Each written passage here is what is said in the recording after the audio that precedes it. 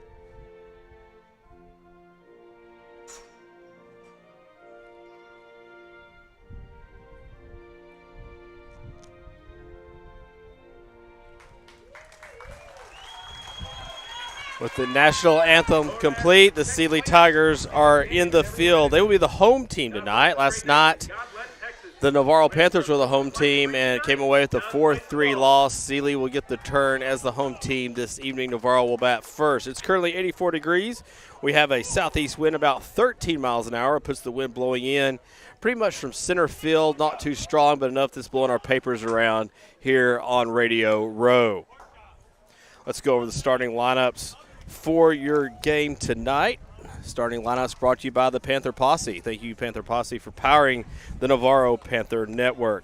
Leading off for the Panthers will be number 13, Landon Taylor. He will play right field. Batting second is Marco Makata. He's the center fielder. He is batting second. The Italian Stalin made some good plays in center field last night. Number 17, Cole Zimmer, bats third. He will do the catching for the Panthers. Blaine Percher, the pitcher. We mentioned him as the left-handed pitcher tonight. He bats fourth. Number 14, Bryce Nall. He'll be in left field. Nall, the pitcher from last night. Nall had a very good game, just that one rough inning where just kind of some squirrely things happen against the Panthers. Gavin Newberg will bat sixth. Number 16, he'll be the designated hitter. Matt Villanueva will bat seventh. He is the third baseman for the Panthers. Carlos Contreras will bat eighth. He will play first base. And Austin Davidson, he's the shortstop, will bat ninth. Ryan Tatum who is being hit for by Gavin Newborg, will play second base in the field for the Panthers. You know, whereas in high school, you can have a designated hitter for anyone in your lineup. For the Sealy Tigers, Hayden Warnecki will lead off in center field. Dylan Dornack, the shortstop, will bat second. Garrett Ned, the pitcher, will bat third. We will come back to the Sealy lineup a little bit later as we appear ready to roll here a couple minutes early.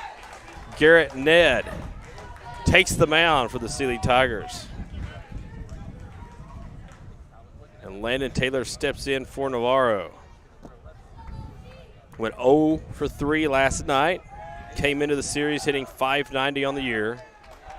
Ned kicks and delivers the first pitch of the game. It's a strike on the outside corner. About letter high to Landon Taylor. And again, Landon Taylor, if it's letter high to him, it's probably a high pitch to just about everyone else.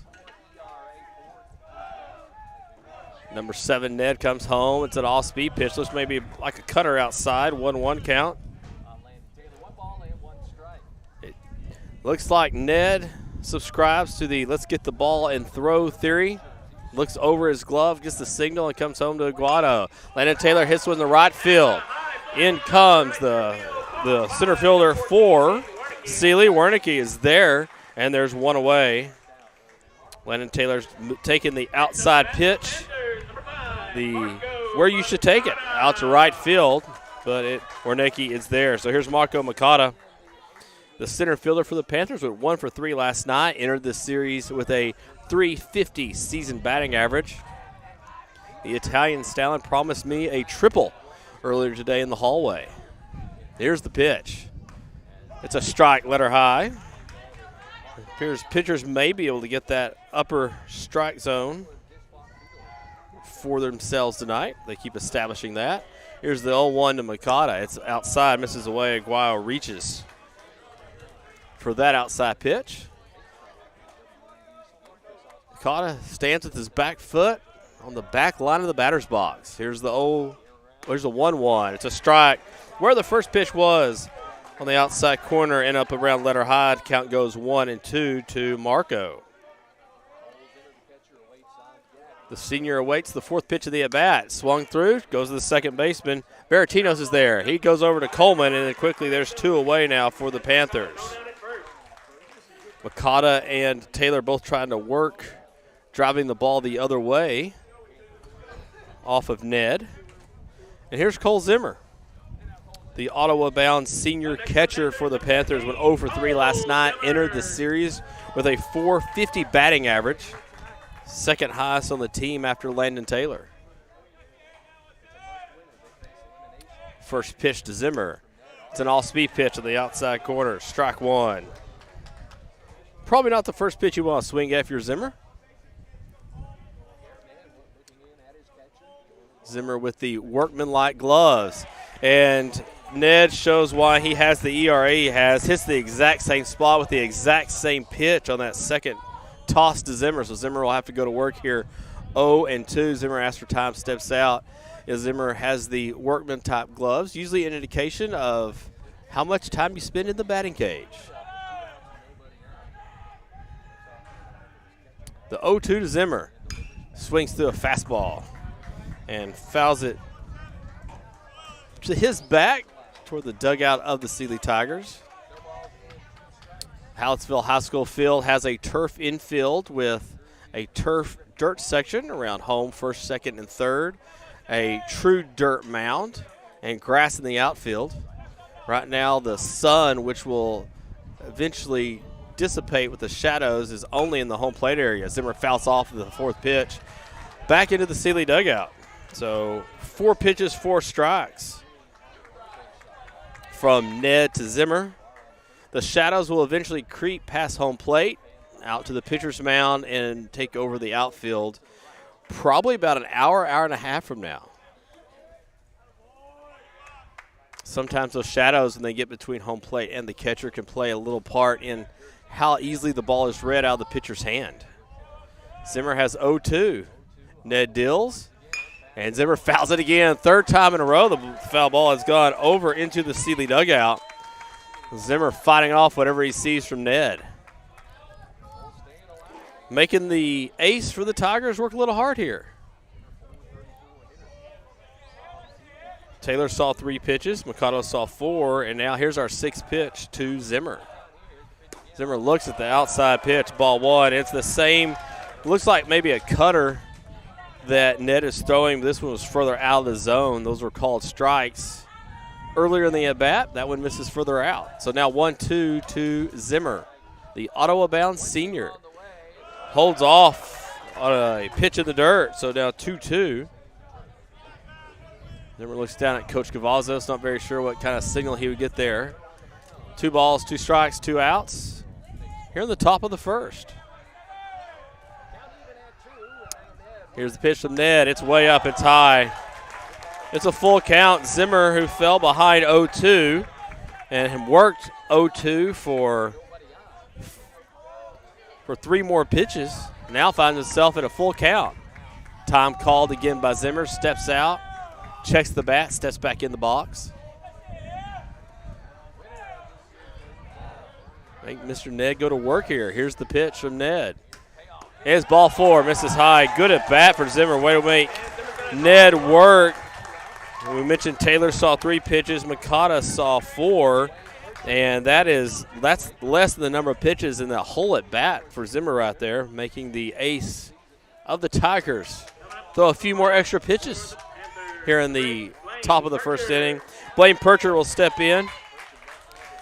Percher, through the first 5 innings, had the lone Panther RBI. He knocked in Marco Mikado on a double last night. Went 1 for 2 with a walk. Brings his .407 batting average to the left-hander's batter's box. There's a strike on the inside corner from Ned. Big hit last night for Percher. Also a big hit in the top of the 7th inning, or bottom of the 7th inning, when the rally took place for the Panthers. Ned threw over to first there, and Cole Zimmer, who does not have a big lead, just nonchalantly went back into first. Here's the 0-1. Percher swings. It's a ground ball to second. Baratinos is there, goes the first the easy way, and the inning is over. So after the Zimmer 2-out walk, the Panthers leave a man stranded. We have played 3 outs here from Hallettsville. It's Panthers nothing, Tigers nothing. Bottom of the first coming up.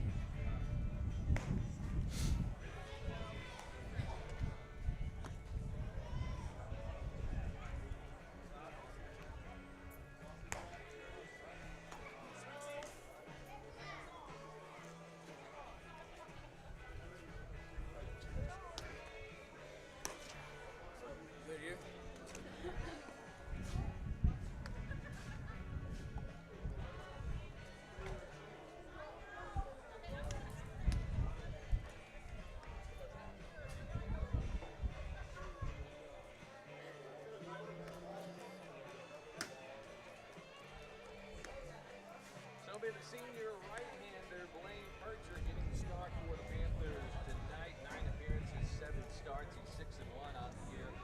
1.40 ERA. Percher's thrown 40 innings this season.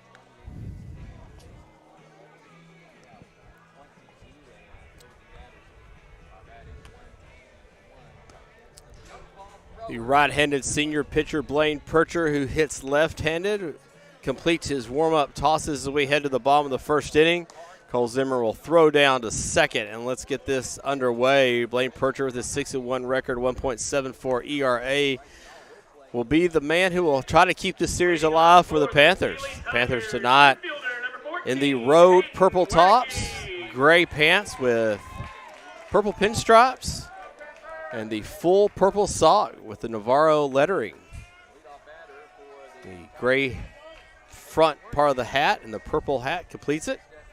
And Percher kicks and delivers his first pitch of the game. It's ball 1 on the outside. Wernicke last night Hayden Warnecki, the center fielder, went 1 for 3 for the Tigers.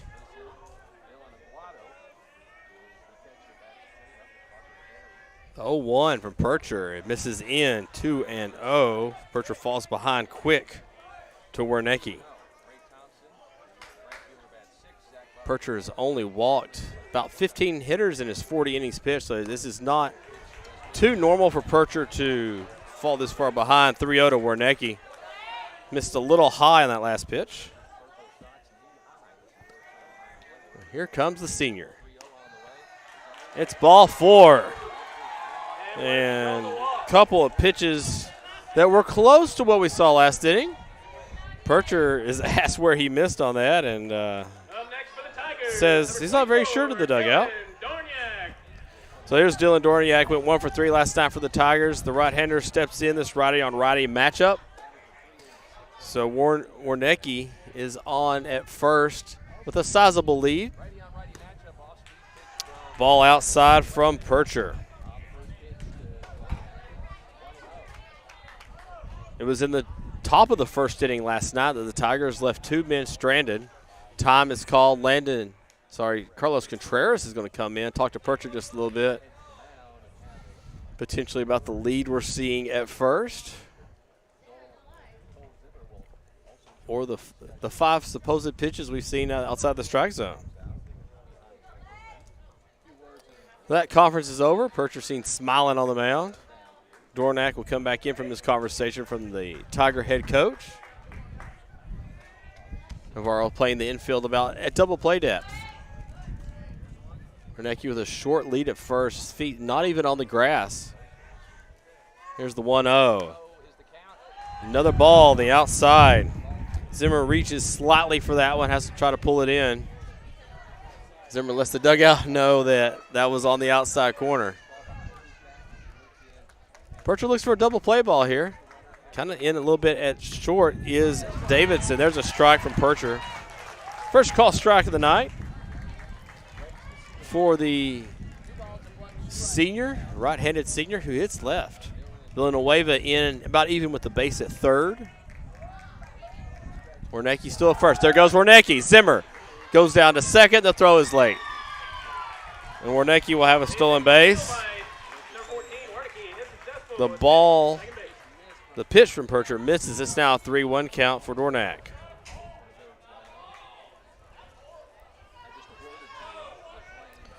The Navarro faithful is making clear their opinion of the last pitch location, feeling that it should not be 3-1. But Dorniak has a Tiger at second in Warnecki. He is in scoring position now with nobody out. Percher checks the runner for the second time. Kicks, comes home on the 3-1. Dorniak squared around, now watches the ball go by him for ball 4. So with nobody out, the Tigers have men on first and second. And nobody out. Here's Garrett Ned, the pitcher for the Tigers. And we're going to have another quick conversation on the mound. Here comes head coach Chris Cavazos for the Panthers.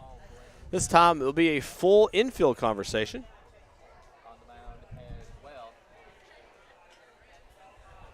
Again, yesterday in the top of the first inning, the Tigers had nobody out, runners on first and second, and then a ground ball to Villanueva. Tigers were able to find a way to not score in that inning, actually. Some defensive plays made by the Panthers in that top of the first were able to hang a 0 in that process. Chris Cavazos with a long conversation out there. We'll now approach the home plate umpire. Both gentlemen shake heads at each other. The Tigers will return to their bases here for Garrett Ned to step in. Garrett Ned played shortstop last night for the Tigers.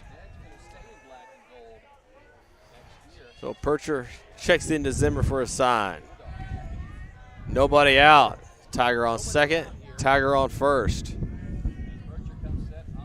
can see the wind blowing Percher's jersey. Ned squares the bunt. It's a strike on the outside corner, low in the zone from Mr. Percher. Panthers would take the out here. Villanueva in even at the bag. Carlos Contreras has come in at first. About 10 or 15 feet in up the baseline. Percher Checks the runner twice. Now kicks, comes home. It's a bunt, and it will roll foul. The curveball was low in the zone from Percher. That's a tough pitch to bunt. But now it's 0-2 to Garrett Ned. That potentially may erase the bunt. No series of signals from the Tigers' third base head coach. I would imagine Garrett Ned now, his job is to just find a way to stay alive and move the runner.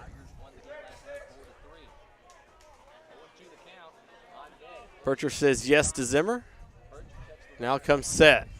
Checks the runner once, twice, 3 times, and now comes home. Here's the pitch. It's low in the dirt. The off-speed pitch misses. Just off the plate to the right. Now count moves 1-2. Percher way ahead in the count here. Carlos Gutierrez is backed up a little bit at first. Villanueva now is behind the baseline with the threat of the bunt being mostly erased. 1-2 count. Percher checks the runner once, comes home. Here's the pitch. It's a ground ball foul. Came inside on him. He fouled it off down the first base line. Count stays 1-2. Returning to second is Warnecki. Returning to first is Dornack. And we'll do 1-2 all over again. Tigers threatening here in the bottom of the first inning. Percher comes home. Ground ball right at Villanueva. He's got it. Touches third for 1. Cross the diamond to first. It's a double play. And Villanueva again shows a high baseball IQ. He races the leadoff runner at third with the 1 out, and it goes across the diamond for the double play. And there are 2 away. Advancing to second on the play is Dornack, and the Panthers are now in position to get out of the inning without damage. Dylan Aguado steps in, the catcher for the Tigers. 1 for 4 last night. Aguado sits about midway in the batter's box. First pitch to Aguado. It's an off-speed pitch on the outside, just off the plate. Ball 1. Percher falls behind 3 of the 4 hitters here in the first inning. 1-0 count. Dornack is at second. Aguado swings. There's to Villanueva. Takes the 2-hop. Steps, throw to first, and the inning is over. So for the second time in as many first innings as we've had in the series, the Tigers get the first 2 men on but fail to score. We're at the end of 1 frame. Navarro nothing. Sealy nothing. We have 6 innings to go here in the area playoff round. You're listening to the Navarro Panther Network.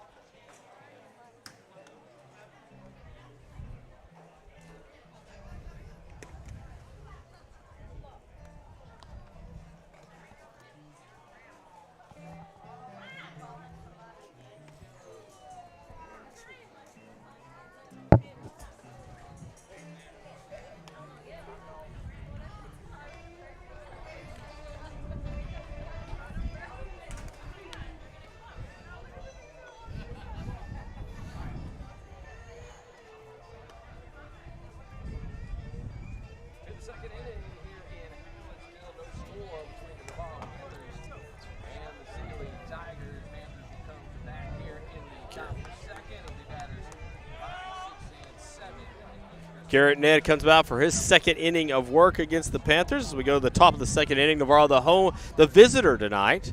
Sealy the home team, each team switching dugouts as we are in the game 2 of the area playoff round.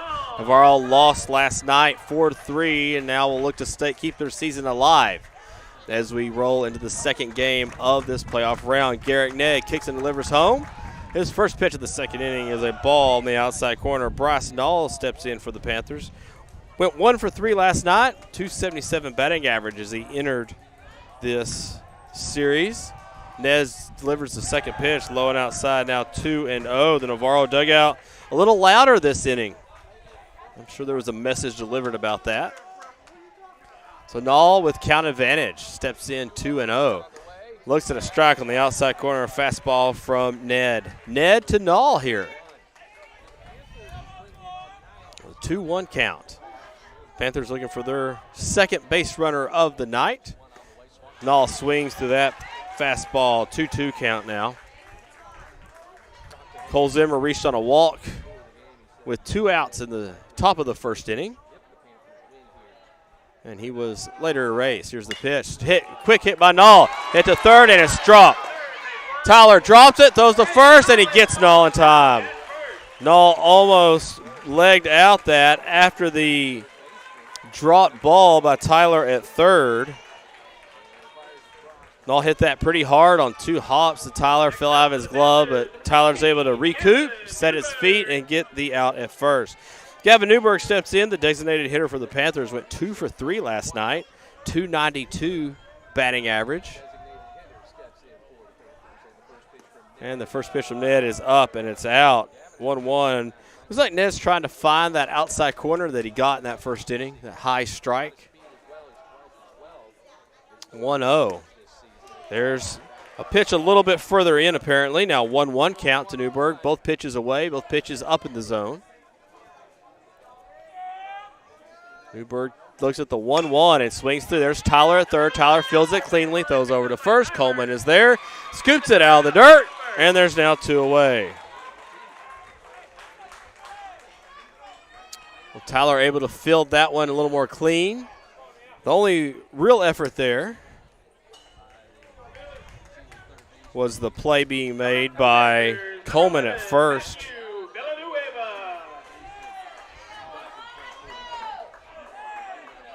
So Matt Villanueva steps in, the third baseman for the Panthers. He looks at ball 1 up in the zone.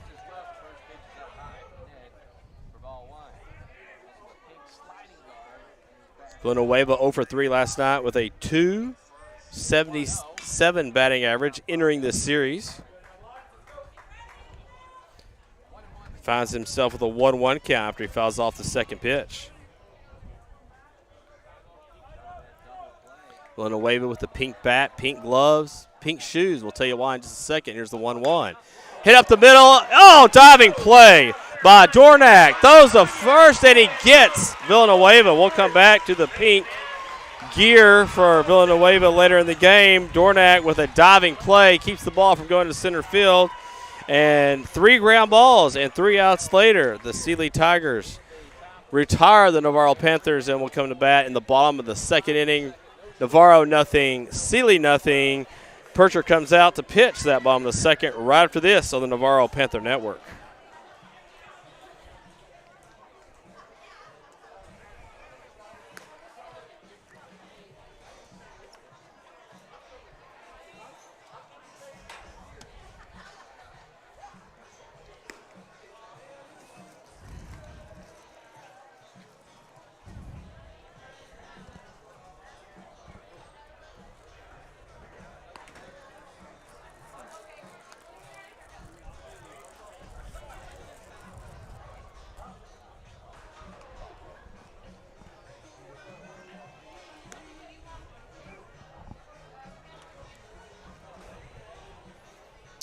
As Blaine Percher completes his warm-up pitches before the bottom of the second, let's complete that lineup for the Sealy Tigers. You heard Dylan Aguayo. He was the 4th hitter for Sealy in that first inning. Parker DeBerry is the next hitter, but he bats 5th, plays left field. DeMarcus Thompson, the right fielder, bats 6th. Zach Bartino's the second baseman, bats 7th. Braden Tyler, the third baseman, bats 8th. And Brake Sabato, the designated hitter, hits 9th. Clay Coleman, first baseman, is being DH for by Blake Zavoda. Here's the first pitch of the second inning from Blaine Percher. He gets a strike on the outside corner. Parker DeBerry last night went 0 for 4 for the Tigers. 0-1 from Percher. Misses outside, that a little further out of the zone. Zimmer had to reach a little bit more for that. 1-1 count.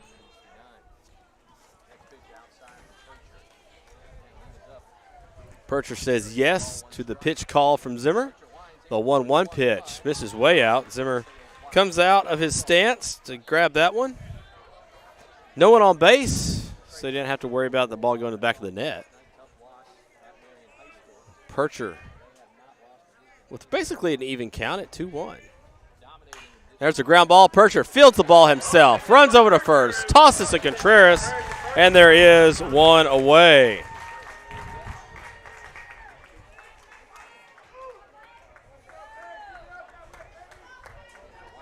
So DeMarcus Thompson will come to the plate now. Next up for the Tigers, number 22, Ray Thompson.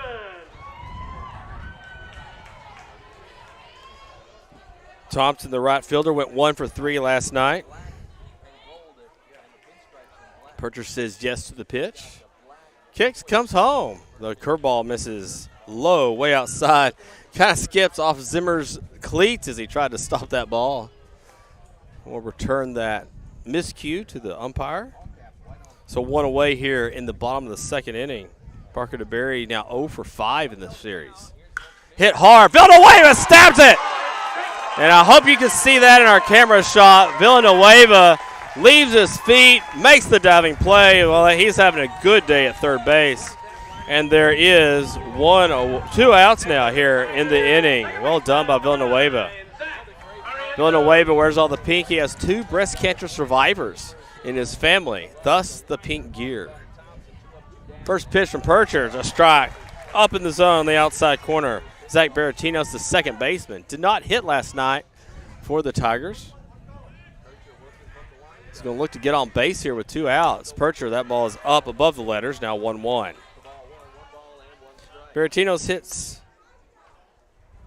7th for the Tigers tonight. Here's the 1-1 from Percher. Swung on and popped up. Landon Taylor ranges over, and the ball goes out of play. Foul ball. So now 1-2 count. Percher will have count advantage. Pretty much could throw anything he wants here.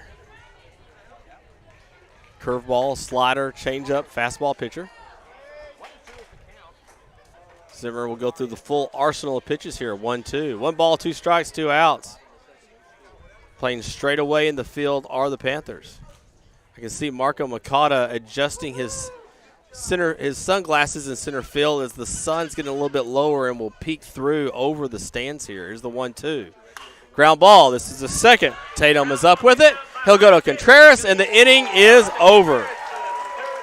3 up, 3 down in the bottom of the second inning. These 2 pitchers doing what they have done all year, filling up the zone, causing hitters to get out. We are 2 complete from Hallettsville in the game 2 of the area playoff round. No score. Navarro nothing, Sealy nothing. The Panther Network will continue in a moment.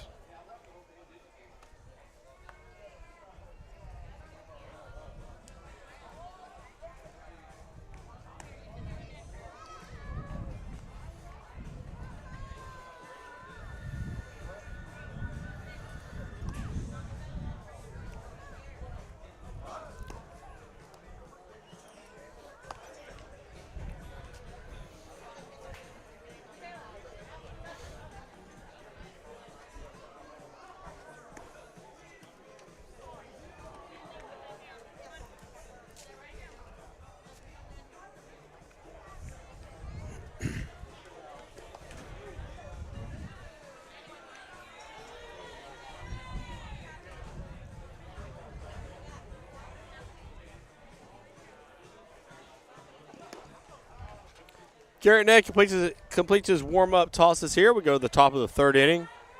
Navarro again is the visitor tonight after being the home team last night. Carlos Contreras, the first baseman, will step in for the Panthers. Contreras takes the bat, makes his cross in the AstroTurf dirt. Contreras did not hit last night for the Panthers, but posted .214 batting average on the season. First pitch of the third inning from Ned is a strike on the outside corner. Contreras is followed by Davidson, and then back to the top of the order with Landon Taylor. Here's the 0-1. It's out. Oh. Catcher had to reach a little bit for it, but pulls it in, frames it for a strike. It's now 0-2. Contreras will have to go to work here. Ned way ahead in the count. The 0-2. It's an off-speed curve that the catcher had to reach for, but it is called strike 3. Must have caught the front part of the home plate to be called a strike that way. So with one out, here comes Austin Davidson. Davidson went 0 for 2 last night, has a .288 batting average as he entered the series. And there's one out now here for the Panthers. There's a strike on the outside corner. And it appears Ned has found a spot out there that him and the umpire have agreed on. Ned kicks and comes home. Davidson swings through that. It's the 5th strike of the inning. Rolls toward the third base coach box. Davidson now down the count 0-2. On deck, Landon Taylor, your leadoff man for the Panthers. Here's the pitch. Hit hard, but it's right at the shortstop. Dornak throws across the diamond, hits Coleman, and there are now 2 away. 6 strikes and 2 outs for the Panthers here in the top of the 3rd inning. Landon Taylor will come to the plate now. He has flied out to center field his first at bat. Finds himself 0 for 4 so far in the series. And Taylor is a spark plug for the Panthers. It'd be great to get him on base, even with 2 outs. Here's the pitch. It's an off-speed pitch. Misses on the outside corner, 1-0. Taylor leads the team in batting average. Entered with a .590 batting average for the season. Looks at the curveball in the outside corner now, 1-1. Shakes his head at his dugout after the pitch. Here's a 1-1. There's a strike. Misses outside. 2-1. That spot has been hit on the outside corner there. Goes for a ball. Taylor quick. Ready to receive the pitch from Ned. Here's the pitch. Curveball swinging. Landon swings through that one. Low in the zone. Curveball. 2-2 now. Ned has found a way to get to 2 strikes on each hitter this inning. Got 1 strikeout in the process. That's his first one of the night. Here's the pitch. Taylor swings, kind of chops this one to short. And right there is Dornak to Coleman, and the inning is over. Navarro has had 1 man reach. That was back in the first, but since, Ned has retired 7 Panthers in a row. And after 2.5, Seeley nothing, Navarro nothing. For Seeley in the bottom of the 3rd inning, they'll send 8, 9, and 1 to the plate. We're back right after this on the Navarro Panther Network.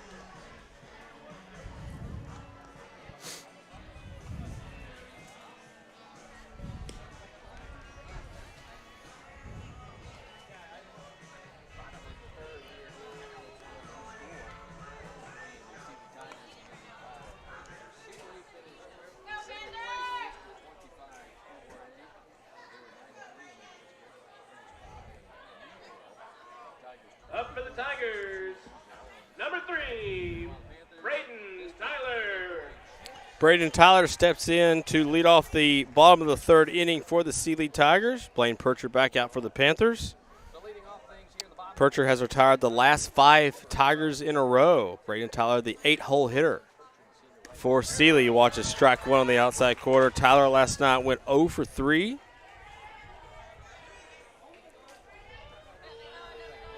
Percher says yes to the pitch. Comes home. It's a fastball. It must have missed a little up. That looked like a spot that had been given once or twice tonight. Percher with the 1-1 pitch. It's up, stays up above the letters. Zimmer pulls the ball down, but ball crosses a little too high, 2-1. Percher doesn't waste any time, comes home. That pitch is fouled back into the netting. So now a 2-2 count. Percher wants that ball. He makes sure he gets it. Pitchers will sometimes find that right ball with the good seams. Percher does throw a lot of all-speed pitches, so that the feel of that ball is very important. Here's the 2-2 pitch from Percher. Hit hard on the ground. Carlos Contreras dives. He can't get it. Landon Taylor is there. Throws to first and almost had a play.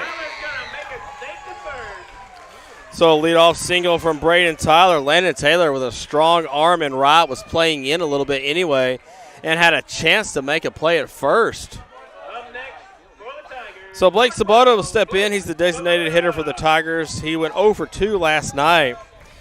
And you would think with 8-9 here, the left-handed hitting Sabota would have a full arsenal. And his play, he pops it up on a bunt. Villanova gets it, throws the first, and gets the runner out. So the sacrifice works. So Tyler goes to second, 5-3 on the putout. Villanueva again with a nice play at third.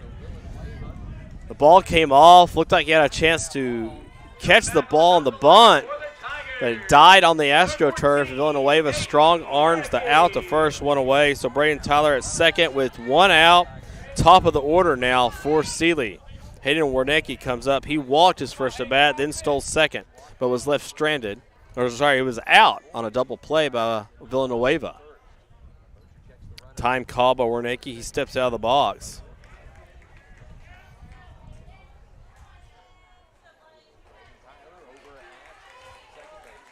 Percher checks in, checks the runner at second, now set the belt. Checks the runner twice. Here's the pitch. Strike on the outside corner. There's that outside corner strike we see most of the night. Percher needs to be a little careful. His shortstop, Davidson, flashed the sign to throw to second, and when the pitch was thrown, was still at the bag. 0-1, one out. Percher comes home. And Zimmer can't catch the ball that appears to be off the plate, and that will move the runner to third, goes by him to the backstop. Hard to tell, really, if Percher missed his spot on that or if Zimmer just had trouble handling the pitch. Nonetheless, Tyler moves to third. Villanueva will come in and stay equal with him just to be ready in case something crazy happens here, like a squeeze with one out. Counts 1-1 from Percher. The infield does come in for Navarro. Percher mentions outside 2-1. Runs at a premium in this series. 4-3 is your game last night. So Villanueva, Davidson, Tatum, and Contreras all at least in the baseline or further in. Here's the 2-1 pitch. And this is fouled. Fisted him toward the Navarro dugout. So 2-2 now. 2-2's the count to Warnecki. He's trying to get the first Tiger run across here in the bottom of the third inning. Blaine Percher does create a lot of ground balls. We've had 1, 2, 3, 4, 5 outs on the ground already from Blaine Percher. The pitch, it's an all-speed pitch, and it's through for a base hit. Splits the gap between Contreras and Tatum, and the Tigers will take a 1-0 lead. There's another ground ball. It just wasn't hit at anyone on the right side.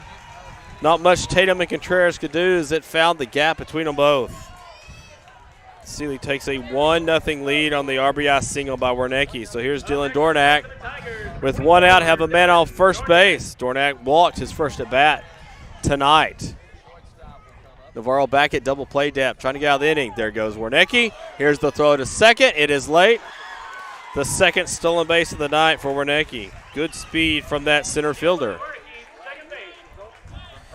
So here we go again. Dornack will have a chance to try to get a run home. Another man in scoring position, second time tonight. Warnecki has been there. Dornack falls behind 0-1. It was a strike on that first pitch. Percher set, checks the runner. Kicks, comes home, misses outside, 1-1. Villanueva, Davidson, Tatum, Contreras, third or first for the Panthers. Nall, Mankato, Taylor, left, center to right for the Panthers. 1 ball, 1 strike, 1 out. 1-0 Tigers. There's the flash to second. The throw comes in a little late. Warnecki gets back into second without much of an issue. What that is Davidson, when he's ready for Percher to try the pickoff move, will flash the glove in between the runner and the bag. So we'll do the 1-1 count again. 1 ball, 1 strike, 1 out. 1-0 Tigers lead. Percher comes home. Ground ball. This is a short. Davidson is there. He'll come across the diamond for the easy out and gets it. Warnecki advances to third base on the 6-3, and there's 2 away. Another chance for the Panthers to wiggle out with minimal damage done. Garrett Ned stakes in. The pitcher for the Tigers has Warnecki at third base. Pitcher Percher back out of the windup here. And misses. Ball 1, low and away. Dylan Aguado waits on deck. He's the catcher for the Tigers. If he was to come to bat this inning, we'd prefer that not to happen.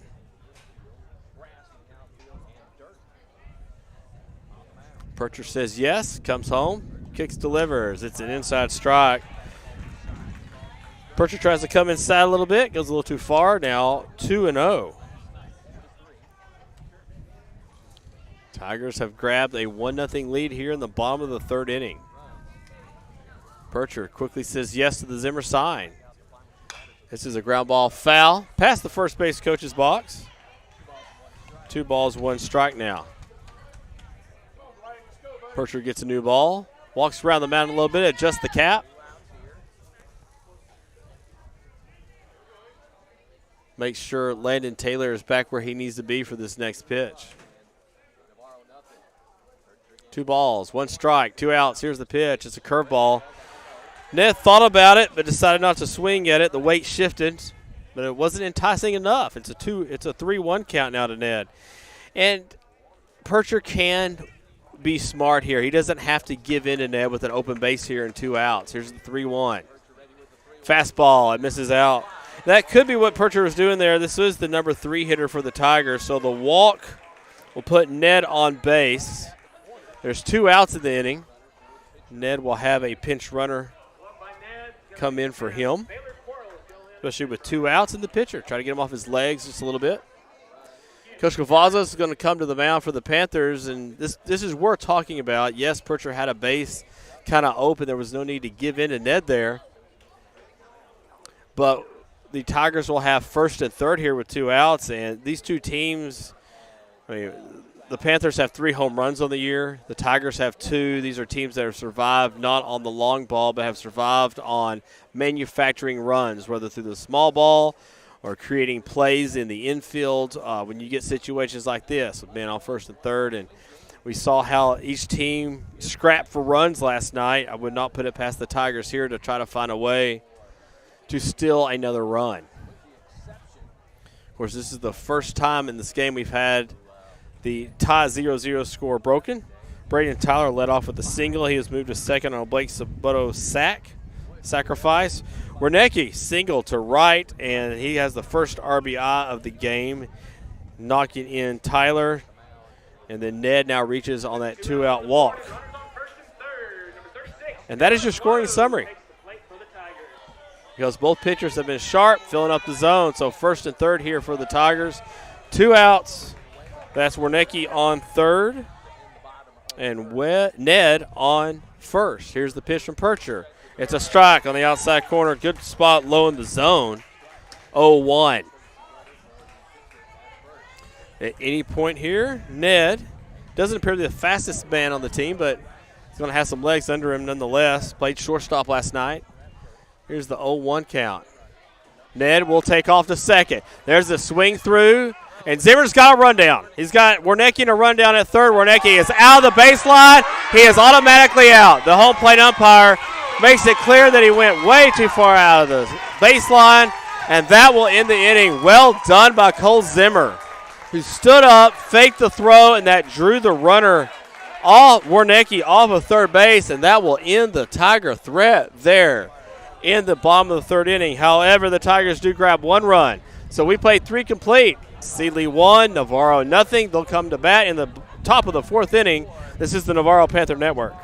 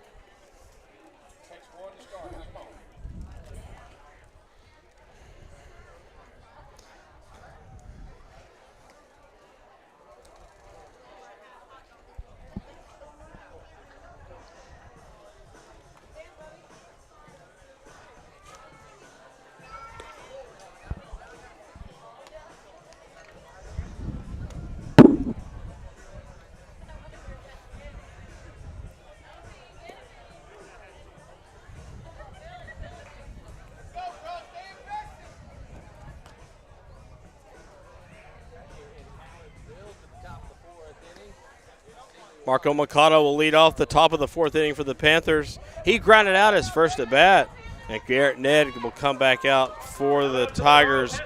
Here in the top of the 4th inning, Tigers able to take the lead in that bottom of the 3rd inning, 1-0. So Navarro will have to go to work here to try to find a way to chip away at Ned with his 0.74 ERA. Mikado looks at the first pitch. He hits it to short. Dornack is there, throws across the diamond, and there he is, 1 away. Marco Mikado not wasting time, going after the first good pitch he saw. And there's quickly 1 away for the Panthers. Cole Zimmer will step in. He walked his first at bat, had a good at bat. We'll talk about that in a second. The catcher entered the series with a .450 batting average, 0 for 3 last night. Ned comes home, and it's a strike. In that first at bat, Zimmer fell behind 0-2 and saw 3 more 0-2 pitches, so 5 strikes in a row, then saw 4 straight balls. Here's the 0-1. Holds up. Nice job by Zimmer holding up. The appeal to first. Says Zimmer did hold up, so it's a 1-1 count. Zimmer did not like the curveball offering from Ned. 0-1, a 1-1. Hit well to center field. And this is, what a play. It looked like it would go over the head of Warnecki. He reaches up and snow cones the ball out of the air. That would have gone for at least a double or a triple for Zimmer, but the big play in center field keeps Navarro from getting their first runner since the first inning. That's 9 consecutive outs from Ned. We're going to star that play by Warnecki because that could have led to something. Big play in center field by Warnecki. Blaine Percher will look to get things started here. 2 outs. Percher swings through a fastball, strike 1. Percher grounded out to second his first at bat. Here's the 0-1. Percher swings, sets this to right field. Thompson comes in, he's there. And the inning is over, 10 in a row, now tired by Ned. He is not allowed a hit yet either. The last guy reached was the walk back in the first inning by Cole Zimmer. We go to the bottom of the 4th inning. Sealy 1, Navarro nothing.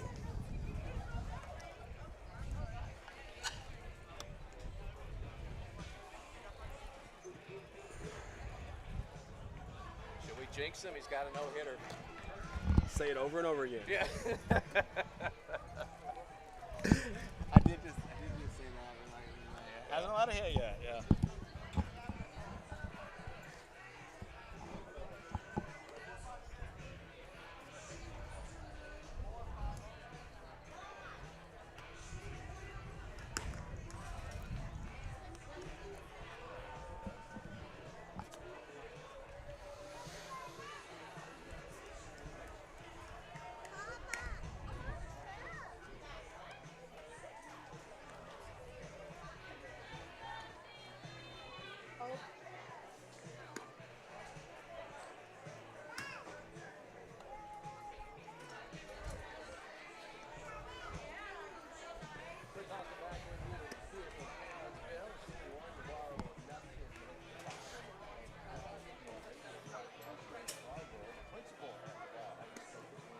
Cole Zimmer takes his throw down to second.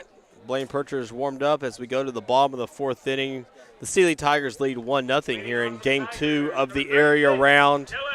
Navarro trails in the series 1-0. Needs a win tonight to extend their series, and right now find themselves down not only 1-0 in the series, but 1-0 in the game. Dylan Aguayo will step in here in the bottom of the fourth inning for the Tigers against Blaine Percher.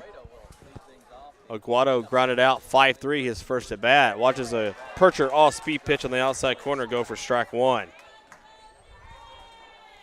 It's 6:49 here in Hallisville, and we've played almost 4 innings. Here's the pitch. Off-speed pitch. Aguado swings at that, beats it in the ground. Both pitchers filling up the zone, going after hitters. Started at 6 o'clock and having another fast-paced game. 0-2 quickly to the catcher for the Tigers. Here's the pitch from Percher.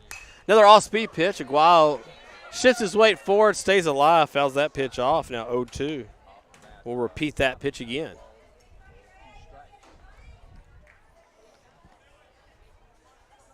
Zimmer gets the foul ball, gives it to the umpire. Navarro's defense playing straight away here against Aguado. Our second 0-2 pitch. Another off-speed pitch. It's a ground ball right at Davidson. Goes over to Contreras, and there is one out now. The second ground out of the day for Aguayo.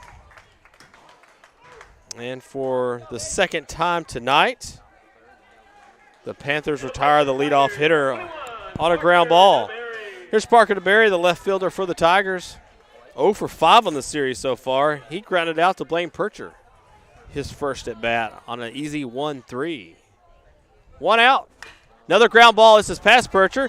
Davidson again goes across the diamond, and there's now 2 away. That one was a little slower. Davidson had to come in a little further, but cleanly fields the ball, and there are 2 outs here. In the bottom of the fourth inning, DeMarcus Thompson will step in for the Tigers. The right fielder finds himself 1 for 4 on the series. He lined out to Villanueva, his first at bat. Villanueva with a great diving catch of that line drive. That was the second out back in the second inning. We'll be attempting to retire Thompson here to end this inning. And Thompson swings with the first pitch from Percher, fouls it back to the backstop. Percher has thrown 5 strikes this inning with 2 outs. Says yes to Zimmer. Kicks and comes home. The off-speed pitch is fouled into the dirt, back towards Zimmer, now 0-2. Percher filling up the zone again.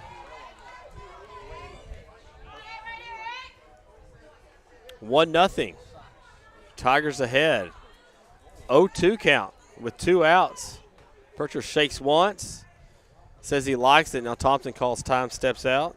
It's going to make Percher and Zimmer think just a little bit more about that pitch. Percher says yes. Here's the 0-2. It's popped up. A fastball that came in after 2 off-speed pitches. Zimmer and Percher come up hard and in to Thompson. He fouls that off. We'll repeat the 0-2 pitch. Percher's shirt blowing in the wind. Here's the 0-2. Curveball swings through Thompson. He just turns and goes back to the dugout, and that will end the inning. Blaine Percher records his first strikeout of the night to end that bottom of the fourth inning. Sealy has a 1-0 lead, not only in the series, but in this game 2. Navarro is looking to stay alive. They're down to 9 outs. The top of the 5th is next on the Navarro Panther Network.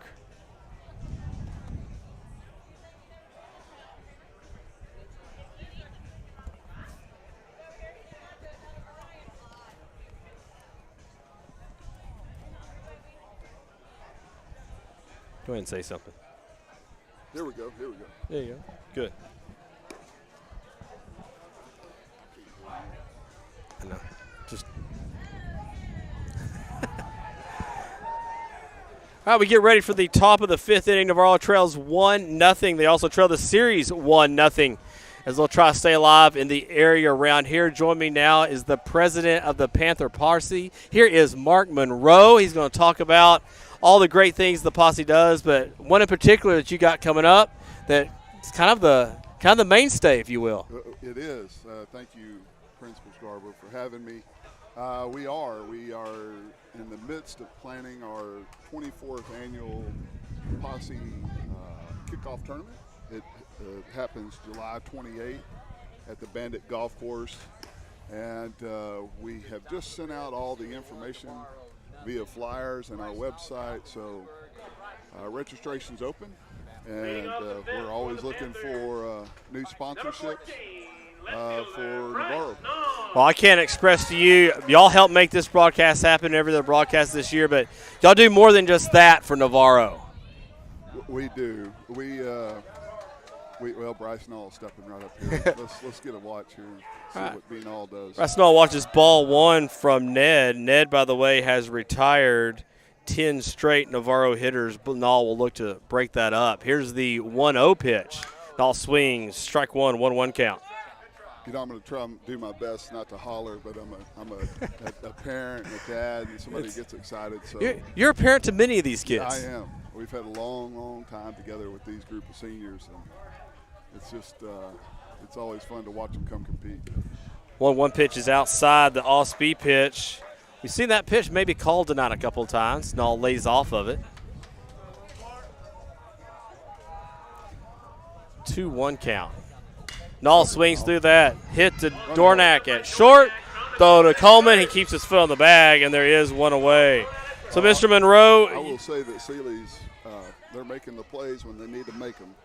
We'll get one through here in just a few. Both teams defensively have been amazingly clean.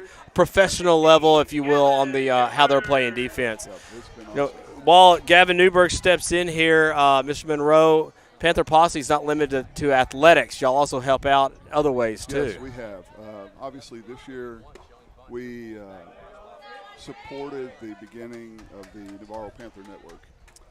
We provided all the equipment, the training. We paid for extra services with our consultation team. 1-1 count. The basically, if you want to call it the curriculum set up for your class that you'll be holding next fall. So I'm hopeful that we have a class full of kids that are interested in taking this Navarro Panther Network to the next level. Obviously, throughout all the different places that we compete, we see it often where they have their own network and the kids run and produce and make that material, and that's just our hope for Navarro. And well, that's where we're headed. We have the class next year, and as the years gone on, we've had different kids run the computer, run the cameras. By the way, Matt Villanueva steps in here with 2 outs here against Ned in the top of the 5th inning and watches ball one. But I know you guys have also helped educationally. You mentioned the broadcast club, but you guys do a lot of great things for us. There's a lot of things we can't do athletically without your guys' help, so we really appreciate it. We appreciate that. And it is truly all for the kids, and it's all for our community. We also stepped up last year, and we bought the Posse pit, and it's been a great little, for us, it's a community outreach. So you'll see it at football games, you'll see it at baseball games, and different events where we're not there collecting money. We're donating food. We want it to be a community event. Yeah. We want people to participate. We want people to tailgate and relax and have fun, pitch washers, and it's not. Villanueva hits this ball to center field on the 1-2 count, but Wernicke's there. He's had a busy evening, and he will end the inning here in the top of the 5th inning. Navarro will find themselves down to 6 outs as they trail 1-0 here in Game 2 of this area series. Also trail in the series 1-0. So, Mr. Monroe, before we step out here and get back to the bottom of the 5th inning here with Sealy coming to the plate, what else do you want to add? Again, what's the day of the tournament? The tournament is going to be July 28th. That's Friday. A little bit different this year. Usually we've started at 10 o'clock in the mornings, but, the temperature's been so hot the last several years. So registration this year will start at 7. We're going to actually tee up at 8:30 and get ready to go. Love it. And so we're really excited about that. And hopefully we have a successful day of golf and a successful event in terms of an auction. And obviously those proceeds will come directly back to Navarro. And that's Well, our goal. you're hearing and seeing some of the effects of that right now, so we can't thank you guys enough. All right, now let's get some runs. Let's do it. All right, thank you, sir, very much. Mark Monroe, president of the Panther Posse, joined us there for that half inning. Always glad to have those guys on the air. Now let's find a way to get some runs here. Not for Sealy, but for us. Let's got to keep Sealy off the board here as we go to the bottom of the fifth inning. Zach Barrios, Braden Tyler, and Blake Sabata will come up for the Tigers. Blaine Percher struck out DeMarcus Thompson in the fourth inning here. Has retired 3 Tigers in a row. Bertino steps in. He grounded out to second his first at bat. Percher misses way outside. Ball 1. That ball gets all the way through to the backstop. 7-8-9 for the Tigers here in the bottom of the fifth inning, who are looking to tack on to that 1-0 lead. Only have 2 hits on the night. Percher comes home. That's a strike. 1-1 count. That's that high strike on the outside corner. Both pitchers have recorded a lot of those strikes up there tonight. Percher says yes, comes home. 1-1 pitch. Popped up. Zimmer may have a shot at this one. It stays just shy of the net. Now barely hits it. So Percher finds himself now up 1-2 in the count. Every time Blaine Percher has retired the leadoff hitter of the inning, it's been a 3-up and 3-down inning. So we're hoping for that here on this 1-2 pitch to Bertinos. Braden Tyler steps in on the on-deck circle. 1-2 pitch. The curveball stays away and low, 2-2.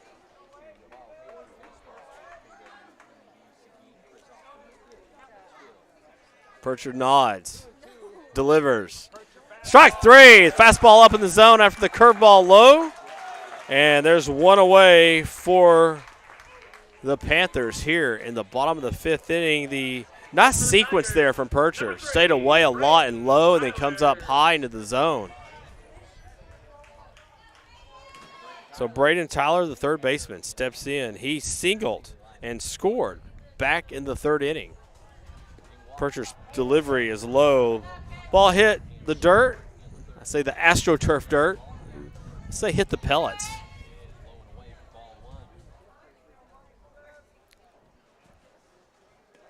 Now 1-0 to Braden Tyler, the third baseman for the Tigers. This is popped up. This will go foul out of play. Count goes 1-1. Versus Tyler, we mentioned he singled back in the third, reached second on a sacrifice by Sabata, and then was knocked home by Wernicke, who's having a great game in the field and at the plate for the Tigers. One ball, 1 strike, 1 out. That pitch is off the plate. So 2-1 now to Braden Tyler. Percher nods in affirmation. Here's the 2-1. And this is popped up. And this will, again, reach barely out of play. It will hit on top of the concession stand on the right side, the right field side of Hallisville High School field. 2-2 count. 2 balls, 2 strikes, 1 out, 1-0 Sealy. Here's the pitch. And it's a ground ball. Diving is Davidson. Throw to first. He got it. Contreras is there. And Davidson dives and makes another great play. You heard me and Mr. Monroe talking about the defense. Both teams are flashing some leather here tonight in serious fashion. 2 outs. Braden Tyler dives to his left toward the second base bag and makes the play. He'll now retreat to deep shortstop here as the left-hander Sabata comes to the plate. The designated hitter for the Tigers is hit in the hip by Percher. And so with 2 outs, Percher will put a man on first. He'll bring up the leadoff hitter, Hayden Wernicke, who walked back in the first, then singled home the only Tiger run back in the third. Wernicke also has 2 stolen bases on the night, so good speed on the bases between Sabota and Wernicke if he can reach base. We're going to have a pinch runner here for Sabota. The Tigers may be thinking here, how can we put more speed on the bases in this 1-0 game.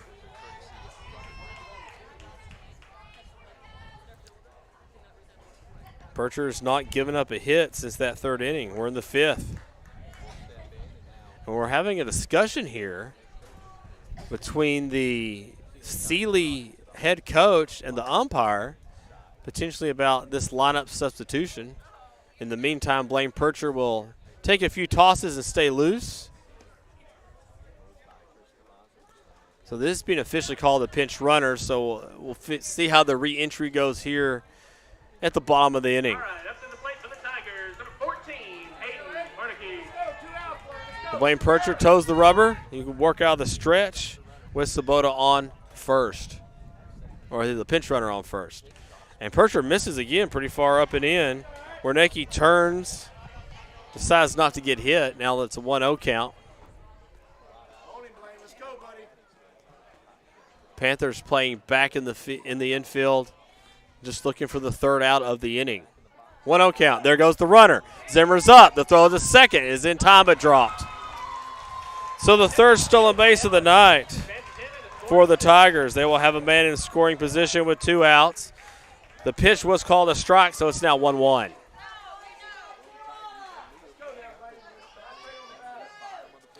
The Panthers trying to retire Warnicki again. He finds himself 2 for 4 in this series with a walk and 2 stolen bases. 1-1 count. Percher comes home. It's outside, 2-1. On deck, Dylan Dornack. Prefer not to see him come to the plate here in the bottom of the 5th inning. It's just 7:05, and we're in the bottom of the 5th inning, guys. These pitchers fill up the zone. 2-1 count. 2 balls, 1 strike, 2 outs. Percher kicks, comes home. Swinging through that fastball is Warnicki. He tried to stay back on it. Weight shifts a little bit forward, and his hands got out in front. It's a 2-2 count.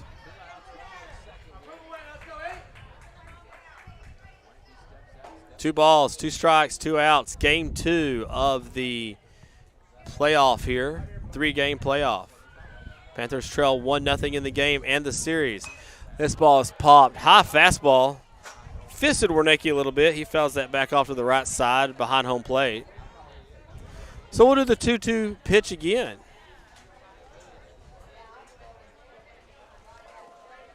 Percher with a long look at Zimmer. Now toes the rubber. Checks the runner once. Checks the runner twice. Checks the runner a 3rd time. And we'll throw, acts like he's going to throw to second. Warnicki, with not a huge lead at second, was easily able to get back in, making Percher rethink the throw. 2 balls, 2 strikes, 2 outs.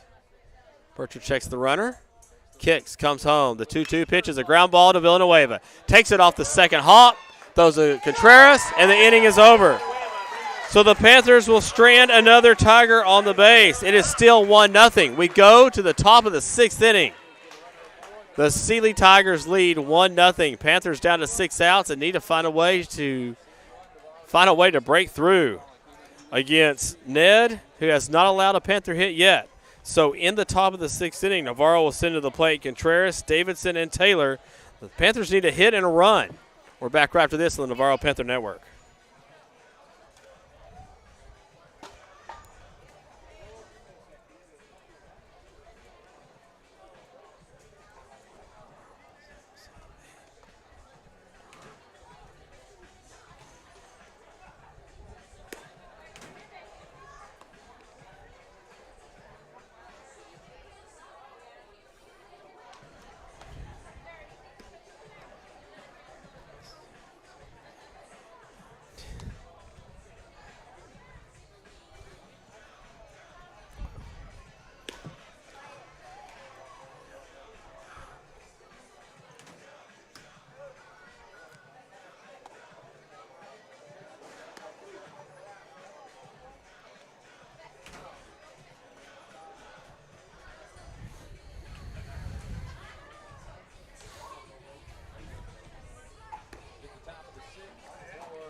We head to the top of the 6th inning. Garrett Ned back to the mound for the Tigers. He's retired 13 straight Navarro Panthers.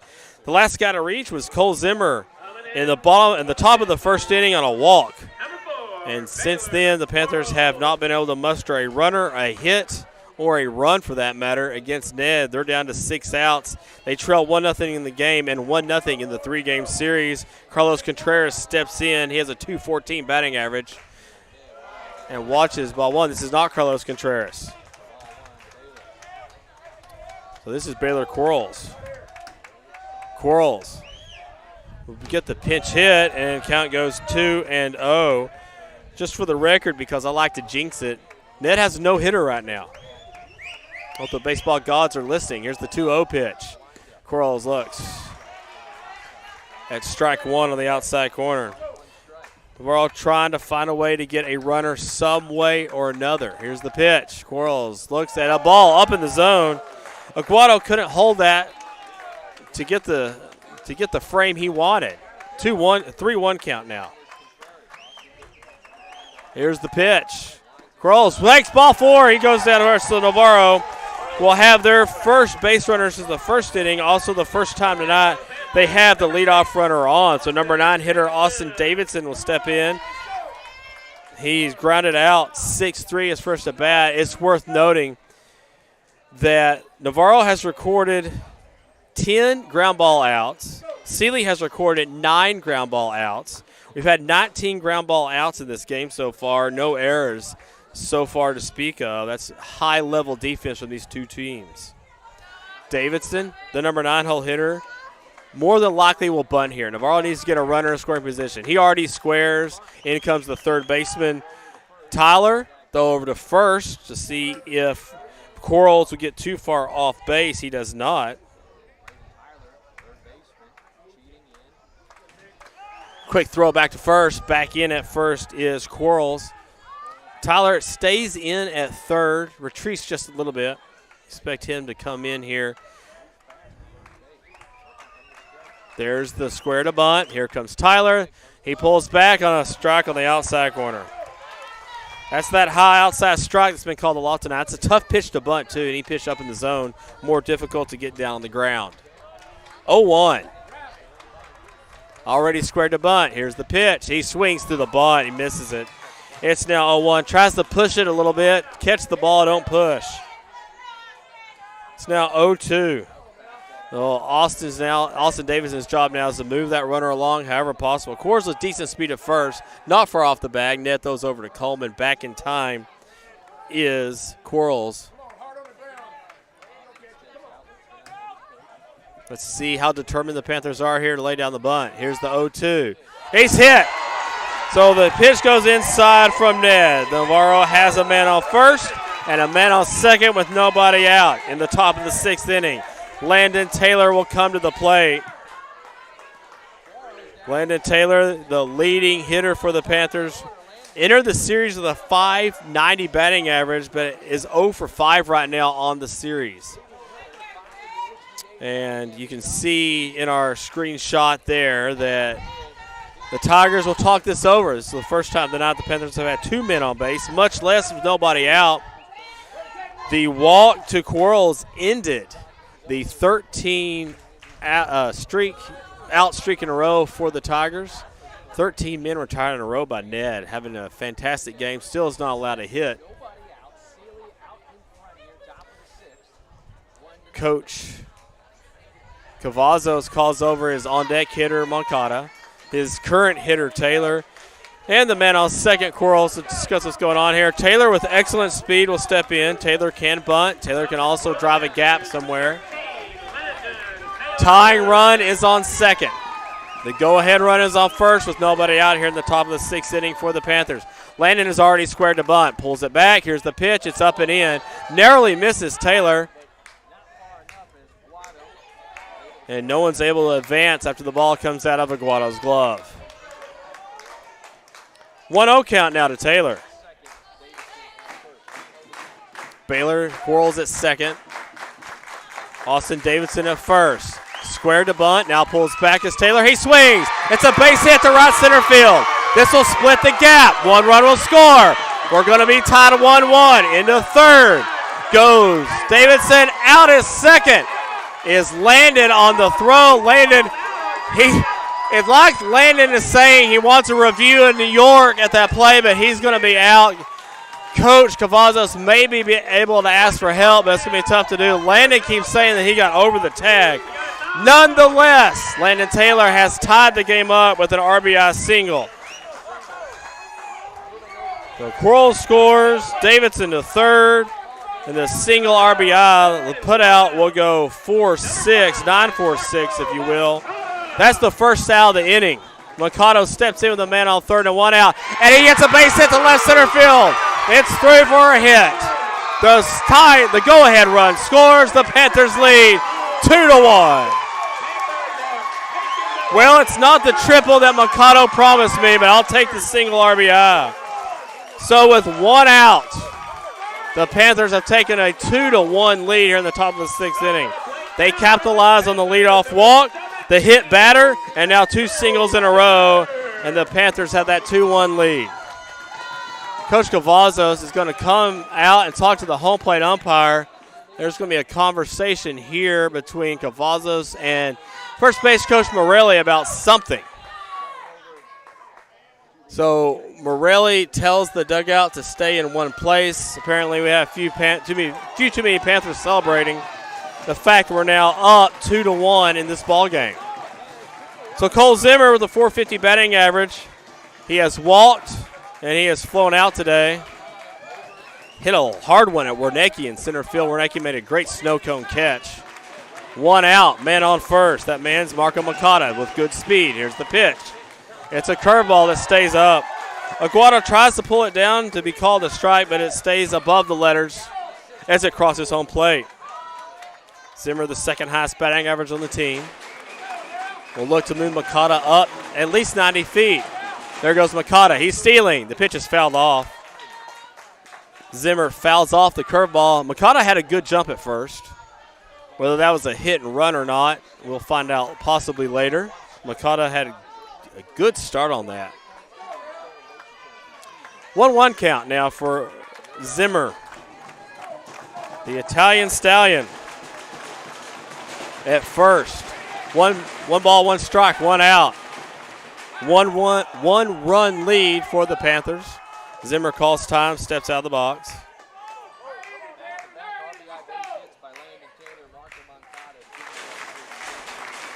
One ball, one strike, one out. Zimmer swings the bat. Here's the pitch. It's a ground ball. Coleman can't get it. It's a fair ball. It will roll into right field in foul territory. Mikado into third. He's being held up. He will stay there. And the single for Zimmer will move Mikado up 180 feet. So here comes Blaine Percher with a man at first, a man at third, and a 2-1 Panther lead. Panthers take advantage of the leadoff walk and then the hit batter. Much like the inning also in the top of the sixth last night where the Tigers took advantage of a couple of miscues for the Panthers as far as walks and hit batters go. So here's Blaine Percher. With one out, Panthers at first and a Panther at third. Percher has flied out and grounded out tonight. The no-hitter is well over. There goes the second. Easily in the second is Zimmer. He has a runner for him. That's Caleb Thomas. Caleb Thomas with real good speed. So if Percher can find a way to punch a single, well, he won't have that opportunity now. They just walked Percher to load the bases. So here's Brasnall. He'll have the bases full of Panthers. The idea here from Seeley with one out is to face the guy with a .277 batting average. And if they can get him to ground and double play, they can minimize the damage at 2-1. Colton Schulke will run for Percher at first. Bases full of Panthers. It's a 2-1 Panther lead here in the top of the sixth inning. Brasnall steps in. Here's the pitch from Ned. It's a strike on the outside corner. Nall being selective, making Ned work a little bit here.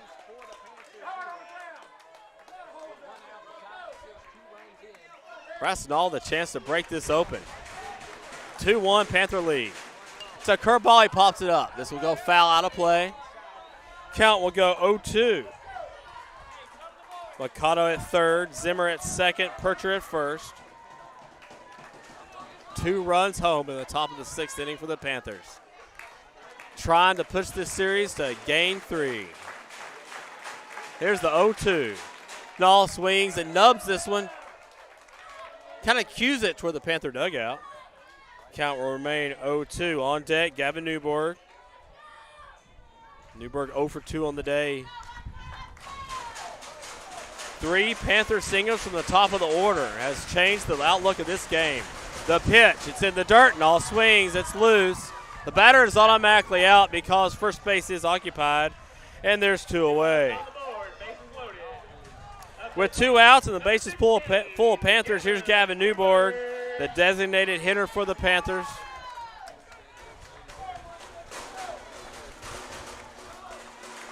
Bases are loaded, and Aguado's going to go out and talk to Ned here. I would not be surprised if Caleb Thomas is on to some signs, possibly being traded between him and the hitter, based on what Aguado's throwing down. Panthers have rallied for 2 runs here in the top of the 6th inning, have broken open the no-hit bid by Ned, and now lead the game by a run. 2 outs. Ned comes home. The pitch, it's outside. Ball 1. On deck, Matt Villanueva. He's also over 2 on the night. 1-0 count. Ned set. Checks Mikado at third. Mikado breaks hard. Here's the pitch. It's a strike on the outside corner. Pitchers have been earning that spot. It might be a little bit off the plate, maybe the length of a ball. But it's 1-1. Ned delivers. It's in the dirt. It's outside. 2-1 count now to Newborg. Mikado on third. Zimmer on second. Percher, who's being ran for by Schulke at first. Here's the pitch. Swinging. Strike on the outside corner. Count goes 2-2. Well, this is a big out here. If Navarro can scratch another run, take it larger than a 1-run lead, but Ned's going to try to keep it right here as a 1-run affair.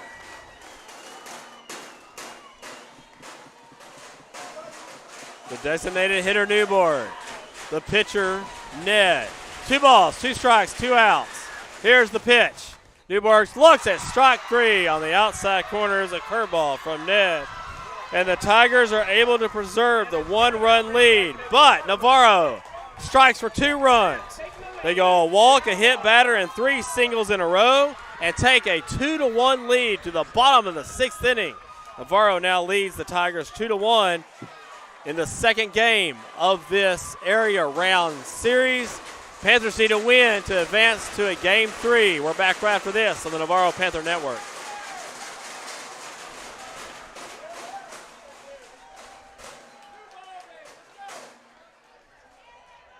As a courtesy to others, if we can please refrain from stomping on the bleachers, that would be great.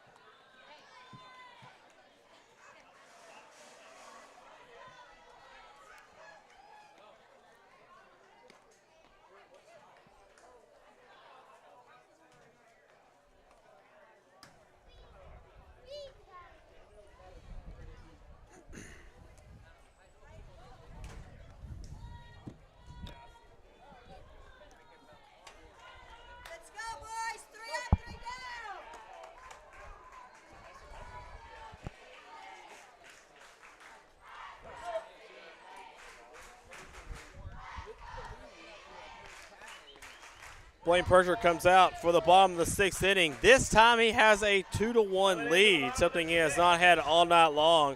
He'll face Dylan Dornack, Garrett Ned, and Ryan Aguado, numbers 2, 3, and 4 in the order for the Tigers.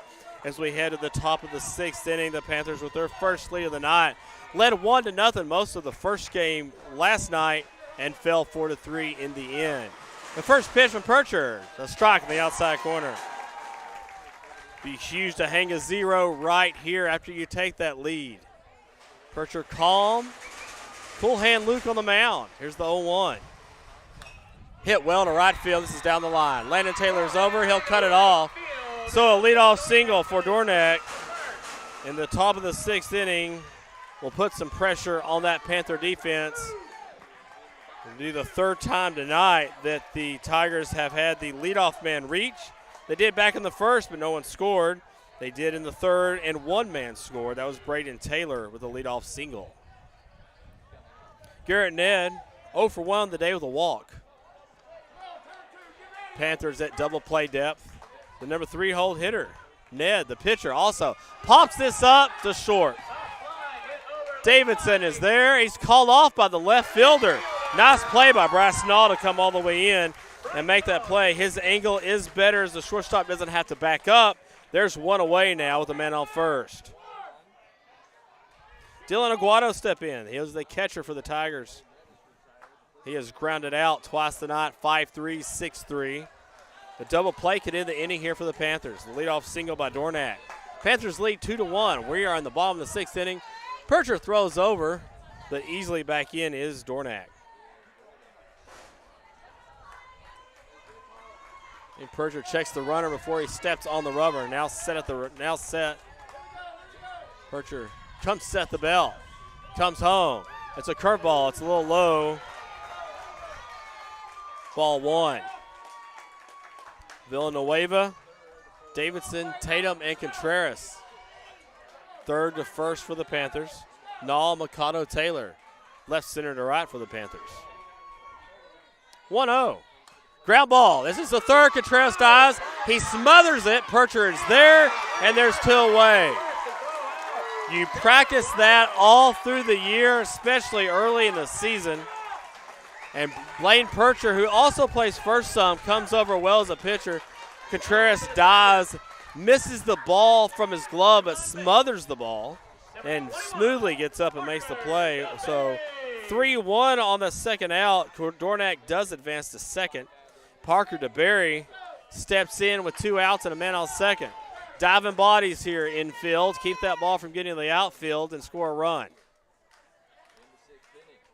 No balls. No balls, no strikes. First pitch is swung on a hit to right. Landon Taylor is there. He ranges to his left, and he's right there, and the inning is over. So the leadoff man is left stranded for the Tigers. We go to the 7th inning. Navarro 2, Tigers 1. We're back right after this on the Navarro Panther Network.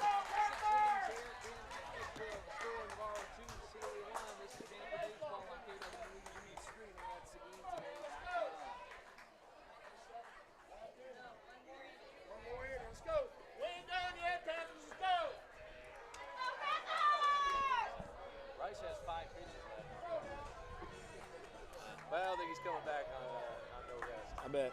No. Probably Caleb Thomas.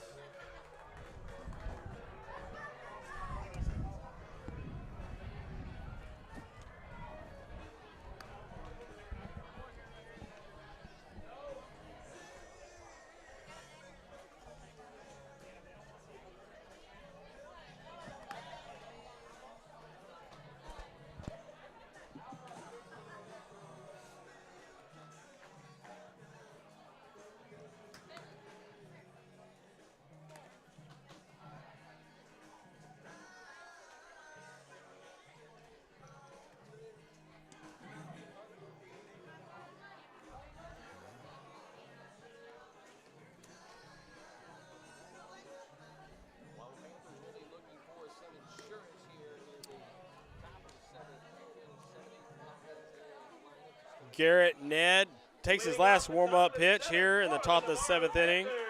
It's 7:27. We played an hour and a half of baseball, and we're in the 7th inning.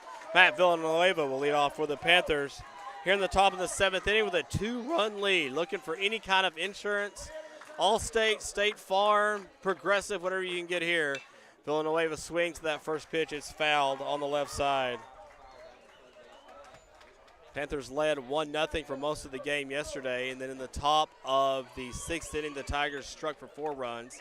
Today's the Panthers that took the lead in the top of the 6th. Villanueva looks at strike 2. He fouled the first pitch off, then watches that one. That curveball could have potentially have stayed up too high in the zone, but it fell in for a strike, now 0-2. Villanueva with the pink bat, pink shoes, pink shoelaces, pink gloves, 0-2. Swings and fouls this out of play. Kept the hands back, fouled off the fastball. Villanueva 0 for 2 on the day, 6-3 on the ground out, and then flew out to center. It was not a part of the rally in the 6th inning. Here's the 0-2. It's up. So now 1-2 count to the leadoff hitter here in the bottom of the 7th inning. We go Villanueva, Contreras, and Davidson for the Panthers. 7, 8, 9. Swinging strike is Villanueva. The throw to first will officially send him back to the dugout. There's one away. Here's Carlos Contreras. So Contreras will re-enter the game. Baylor Quarles hit for him in the 6th inning and walked. Contreras struck out looking his first at bat against Ned. That was way back in the 3rd inning. Ned's first pitch to Carlos is a fastball strike.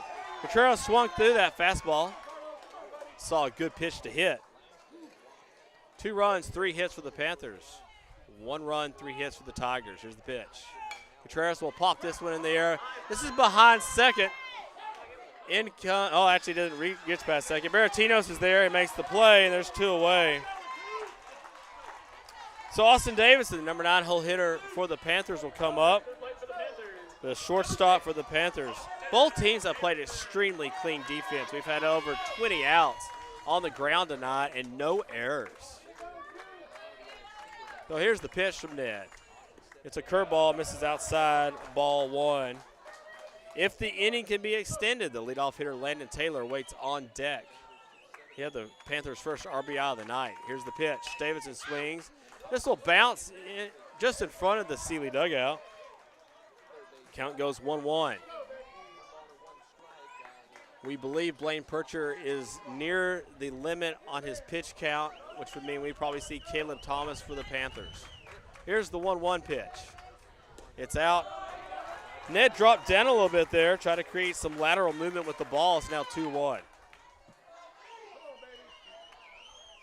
Ned shakes off twice. Aguado, here's the 2-1 pitch. It's up, it's way high. Aguado had to reach for that one to keep it from going to the back net. It's 3-1 count now for Austin Davidson. The Ned kicks, comes home. Davidson looks at ball 4 way outside. Aguado tried to frame it, but was unable to do so successfully. So here's Landon Taylor. Landon Taylor 1 for 3. He had a single back in the 6th, and that broke through for the Panthers to get their first run and tie the game up 1-1. He's flown out to center and grounded out to short on the night, his 4th at bat of the evening. Here's the pitch. Taylor swings and pops this one up. This is behind first, second baseman. Barrianos is there, and the inning is over. So we go to the bottom of the 7th inning. The Panthers have a one-run lead. It's 2-1 Panthers. And when we return, we'll see if the Panthers can extend this series into Game 3 right after this on the Navarro Panther Network.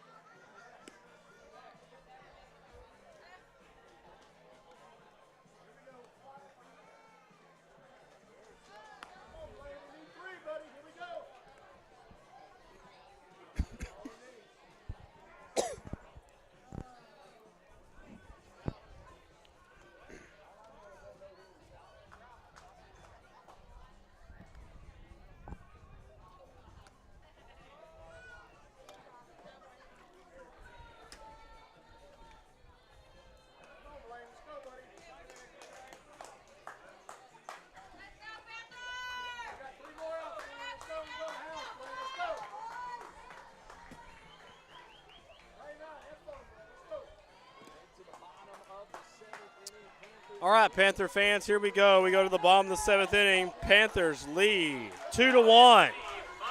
Blaine Percher back out for the top of the 7th inning. DeMarcus Thompson, Zach Baratinos, and Braden Tyler will all bat.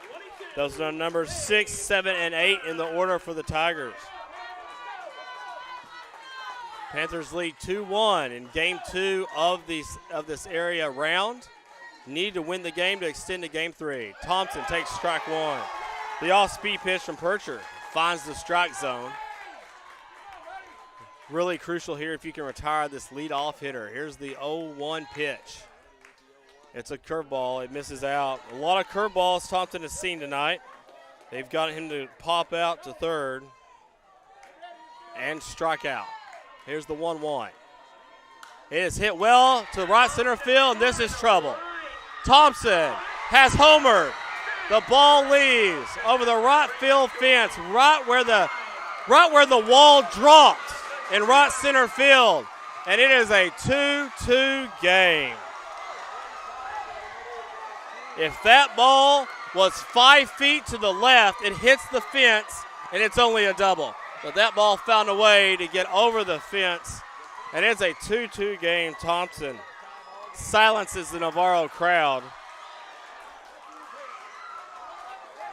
And we will hope we can see the top of the 8th inning here. The infield comes in, talk to Percher with nobody out. Zach Baratinos will come to the plate. He's the second baseman for the Tigers. He has grounded out and struck out, and we will have a pitching change here, I would expect. Coach Cavazos is walking out to the mound right now. He has the clipboard with him. He will take the ball from Blaine Percher, and the senior has given his team a chance to win the game at 2-2. Receives hugs and handshakes from his team all around the infield. So Blaine Percher, no matter what happens tonight, young man, you have done your team proud and has given your ball club a chance to win. Number 3, Caleb Thomas will be the pitcher next. We're going to take a quick break on the Navarro Panther Network. When we come back, it's 2-2 with nobody out in the bottom of the 7th inning. The Tigers at the plate. Navarro Panther baseball will continue in a moment.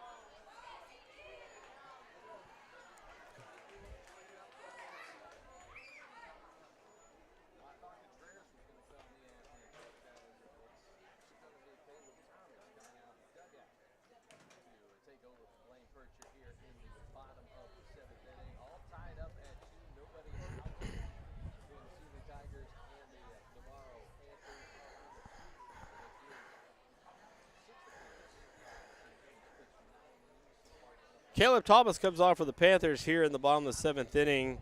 He will take the place of Blaine Percher, who has pitched the Panthers to a 2-2 tie here in the bottom of the 7th inning. Percher allowed 1 run in the 3rd and then allowed the home run to DeMarcus Thompson there in the bottom of the 7th inning to lead off the 7th. Panthers held a 2-1 lead entering that inning. They took the lead 2-1 in the top of the 6th inning. And now we'll try to find a way to extend this game and get it to extra innings. Panthers trail in this area round 1-0 in the series, and will need a win tonight to find a way to play Game 3. Hopefully we get to talk about how we're going to play Game 3 with a lot of rain moving into the area overnight. We'll see how that works out. if we get that far. Hopefully we do. So Zach Baratino steps in. He's the second baseman for the Tigers. Out of the stretch is Caleb Thomas, the new pitcher for the Panthers, and he misses. Ball one. The ball goes behind Baratinos. Caleb Thomas, the right-handed pitcher, basketball player turned pitcher and base runner for the Panthers. Those harder than Blaine Percher.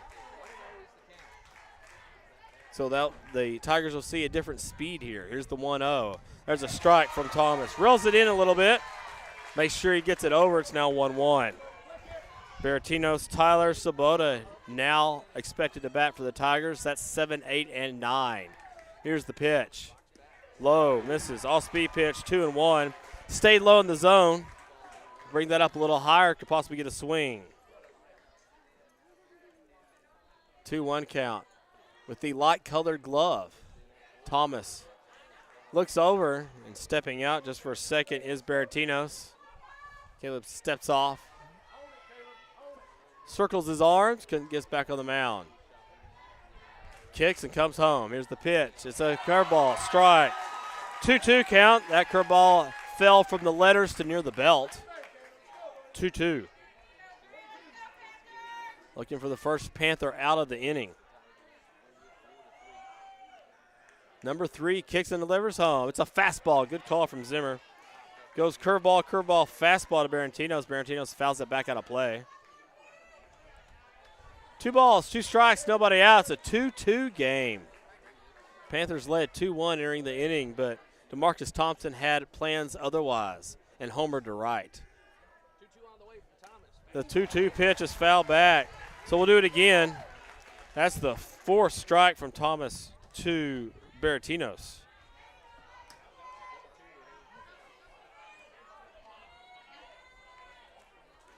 Caleb Thomas looks in at Zimmer, nods in agreement. Here's the 2-2. Curveball has popped up. Great pitch, young man. Villanueva calls it. He's there at third, and there he is, 1 away. Braden Taylor steps in. He's the number 8 hitter for the Tigers. He has singled. He scored back in the 3rd inning. He was his leadoff single that started that short rally for the Tigers. He grounded out 6-3 back in the 5th inning and will face Caleb Thomas for his first time tonight. 1 out. Thomas comes in after the Thompson home run, retires the first hitter he faces, and throws a fastball strike on the outside corner. On deck, Blake Sabota, the designated hitter. 1 strike, 1 out, no one on base. 2-2. Caleb Thomas with a mean curveball there. Count goes 0-2. Thomas finds himself way ahead of Tyler. Zimmer calls the pitch. Caleb delivers the curveball. It's fouled out of play. Count remains 0-2. Thomas filling up the zone. 2 balls and 8 strikes so far from the reliever. That's exactly what you want out of your bullpen. Someone to come in and throw strikes. Now that's a late call. Thomas has started his delivery, but maybe time was called before that. Braden Taylor steps out. And now we're set to resume play. Thomas takes a deep breath, delivers home. It's a fastball up in the zone. Count goes 1-2. Assuming we get there, Makata, Zimmer, and Percher for the Panthers. In the 8th, here's the pitch. It's swinging strikes, that curveball again. And he's out. Strikeout swinging for Brandon Taylor. First strikeout of the night for Caleb Thomas. And now Blake Sabota will step in, the designated hitter, the left-handed designated hitter for the Tigers. He has sacrificed on the night with a bunt on a 5-3, and he was hit by a pitch. Stole a base back in the 5th, but was left stranded. First pitch to him is a high ball. Good fastball, but up in the zone from Thomas. Sabota still 0 for 2 on the series. Has not recorded an official at bat yet in this game. There's ball 2. Low. Now, Sabota stole a base back in the 5th, and we prefer to keep him off base here with 2 outs here in the bottom of the 7th inning and a tie 2-2 game. 2 runs, 3 hits for the Panthers. 2 runs, 4 hits for the Tigers. There's ball 3. It's up from Thomas. Again, Sabota has some speed. Look for him to try to steal a base if he reaches. Thomas, the 3-0 delivery. It's a curveball strike. That's a lot of confidence right there. You're throwing a curveball on 3-0 in this sort of situation. 3-1 count, 2 outs. 2-2 game. Here's the pitch from Thomas. It's another curveball, strike 2. Full count now to Sabota. Let's see what Thomas comes back with here again. He's got 2 good curveballs to make this at bat. Here's the pitch. It's a curveball in the outside corner, and it's off the plate. Zimmer can't hang on to it. And so Sabota will get a walk here with 2 outs. Coming to the plate, the leadoff hitter, Hayden Warnecki. He has walked, singled, and grounded out 5-3. He had the first RBI of the night for Seeley to make it a 1-0 game in the 3rd. So Caleb Thomas will have a man on first. He'll have to work out the stretch now. He's been working out of the stretch, actually, since he entered the game. Most relievers do.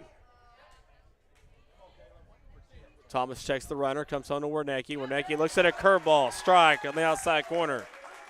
At some point here, especially if he falls behind the count, I can see Sabota taking off. Sabota has a decent-sized lead, 1 leg in the grass. And there he goes. There's the step off. Thomas throws, and it goes to the outfield. Misses the second baseman. Makata is there to pick it up, so into 3rd goes Sabota. Thomas stepped off, and he missed his second baseman, Tatum. Tatum had to come back for the ball. Makata gets the ball in quick, fortunately. Coach Cavazos is going to come out now and talk to the Panthers about this. This opens up a world of opportunities to the Tigers. Now, we were having a discussion here. There's a possibility a balk was called. They're going to talk about this here. And if that's the case, the runner will go back to 2nd. If this runner stays at 3rd with 2 outs, a squeeze play could happen. Any kind of way they could try to manufacture a run, puts the winning run 90 feet away, so a pass ball, wild pitch becomes very dangerous. But there's a discussion here on whether or not Thomas may or may not have stepped off the rubber. If he did not step off the rubber, this is a balk, and that runner should go back to 2nd. I think that's what Coach Cavazos is asking for here. It's not often you'll have your coach want a balk against his own pitcher, but in this situation, it would benefit the Panthers greatly. So all 4 of the umpires are discussing this. And the home plate umpire is now going to go over and talk to the Tigers head coach. This may return the runner to 2nd, and if so, that would be a huge help for the Panthers. Still would have the runner in scoring position, but at least he wouldn't be 90 feet away where a pass ball or wild pitch could end the game. And that appears to be what the conversation is about. The Seeley coach is pointing out at 2nd. Home plate umpire appears to be pleading his case as to why this could be a balk. And the discussion continues. The runner has not moved from 3rd yet, but I have a feeling the way this conversation is taking place, that is a likely result here. It's 2-2. Seeley has the potential winning run on 3rd due to a throwing error, but if it's a balk, it would move the runner back to 2nd with 2 outs. And at the plate's Warnecki. Warnecki's a pretty good hitter. Warnecki went 1 for 3 last night, has a single tonight. The runner will go back to 2nd. That's the ruling. So now it's a balk. So the error is erased. That would have been the first error of the night after a lot of good defense.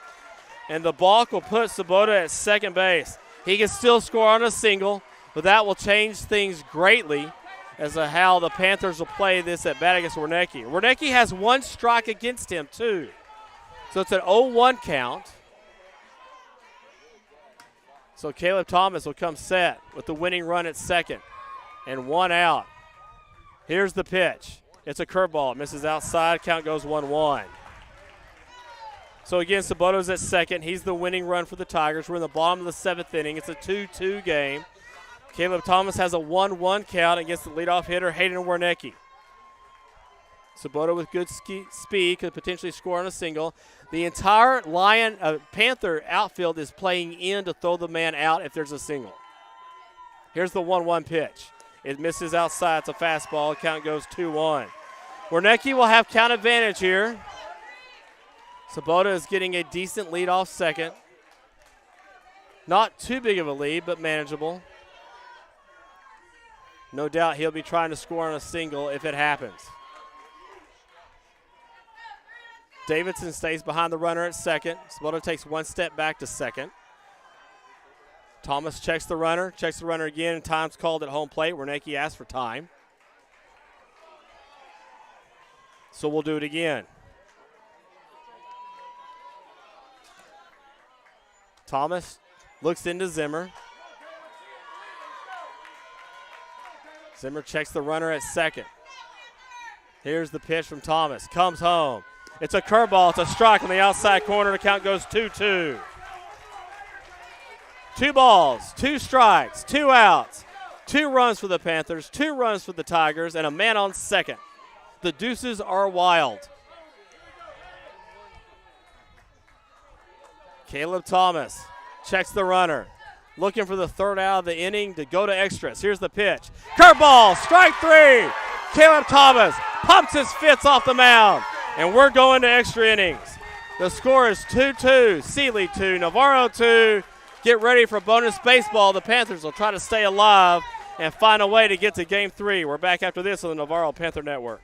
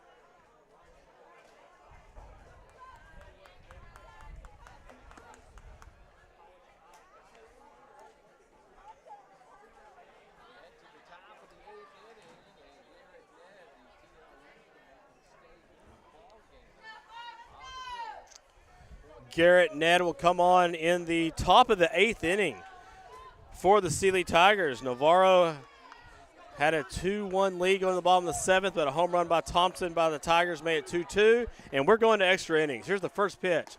Marco Makata watches ball 1 from Ned. Makata 1 for 3 on the day. He started the rally in the 6th with a single and an RBI. Swings through that fastball right there from Ned. Big swing from Makata. Makata, the number 2 hole hitter for the Panthers. Cole Zimmer will bat second this inning, and Blaine Percher is expected to bat for the Panthers as the 3rd hitter this inning. 1-1 pitch.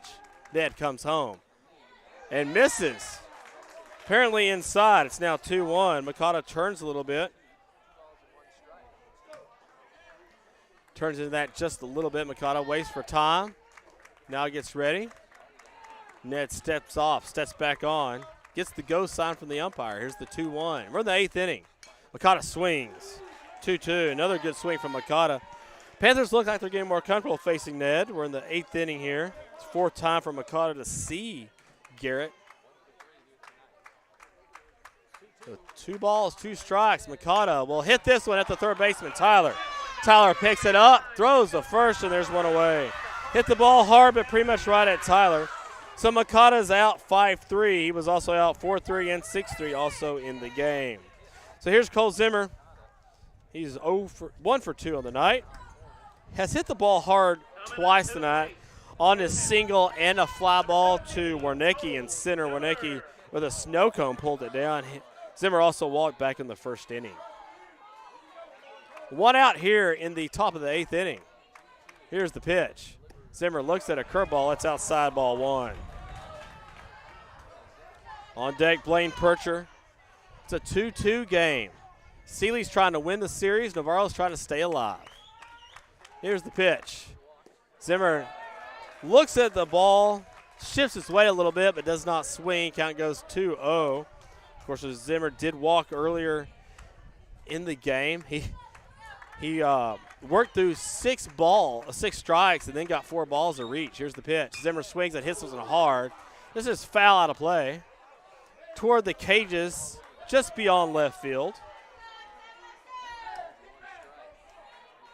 So count goes 2-1.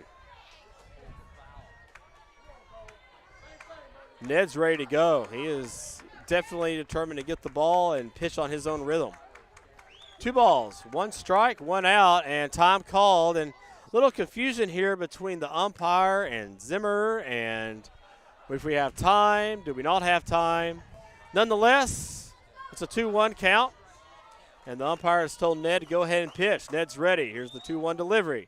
It's a ball. It's up high. It's 3-1. Zimmer's doing a good job here of trying to break the rhythm of Ned and try to find a way to get something to hit. Here's a 3-1 count. Count advantage for Zimmer. Zimmer swings hard, fouls this off. Full count now. Again, Zimmer hit a real line shot to center field. Warnecki came in 3 steps, had to turn around and snow cone the ball above his head. Otherwise, Zimmer had an easy double and potentially a triple. If the catcher had Landon Taylor's speed, maybe an inside the Parker. Zimmer calls for time again, steps out. Aguado stands up, adjusts the gear. And now the full count pitch again. Here comes Ned, coming to Zimmer. The pitch, fouled, hit hard out of play. Boy, if Zimmer can time this up, he is hitting the ball hard off Ned here in this 4th time around to see him. On deck, Blaine Percher. Actually, on deck is Caleb Thomas. It looks like Percher's night is over. So here's the 3-2 pitch. It's a curveball, and it's kind of cued out to second. Baratinos is there. He tosses to Coleman. And there he is, 2 away. 5-3 and 4-3 are the outs this inning. So here comes Caleb Thomas. He will now bat for Blaine Percher. He took over on the mound for Percher. Be his first at bat of the night. First time Ned has faced Caleb this evening. Caleb Thomas and Coach Cavazza smile at each other before we get going here. As we look to the bottom of the 8th inning, Seeley will send up Dornack, Ned, and Aguayo 2, 3, and 4 in their lineup. Caleb Thomas steps in with 2 outs here in the top of the 8th inning, extra innings here. And he swings at a strike from Ned. That was a curveball. It didn't quite reach home plate, but Thomas has not seen that all night long, and he swings through it. On deck, Bryce Knopf. The Panthers can extend the top of the 8th. Here's the pitch. It's inside. It's a ball. 1-1 count.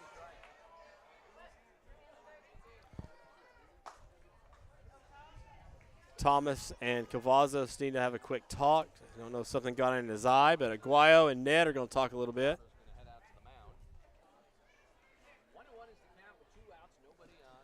So the Panthers had a 2-1 lead as we went to the bottom of the 7th inning, but Marquise Thompson, the right fielder for the Tigers, led off that inning with a home run. And now we're 2-2 in the top of the 8th inning. Panthers were able to hang on to the tie game and extend this game. Panthers trail in the series 1-0. Need to find a way to get to game 3. Here's the pitch from Ned, 1-1.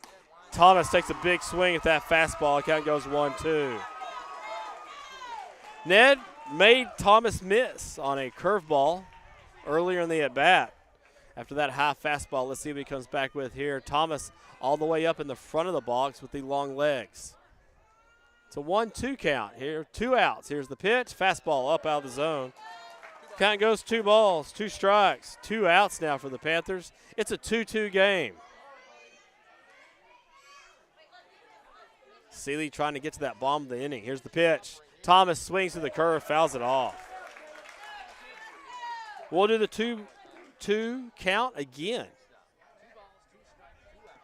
Brasnall runs all the way over, gets that ball away from the back of the backstop. So here we go again. Number 3 at the plate, 2 balls, 2 strikes, 2 outs. It's a 2-2 game. Here's the pitch. Thomas stays alive again, fouls off the curveball. We'll stay at 2-2. That's the 4th strike.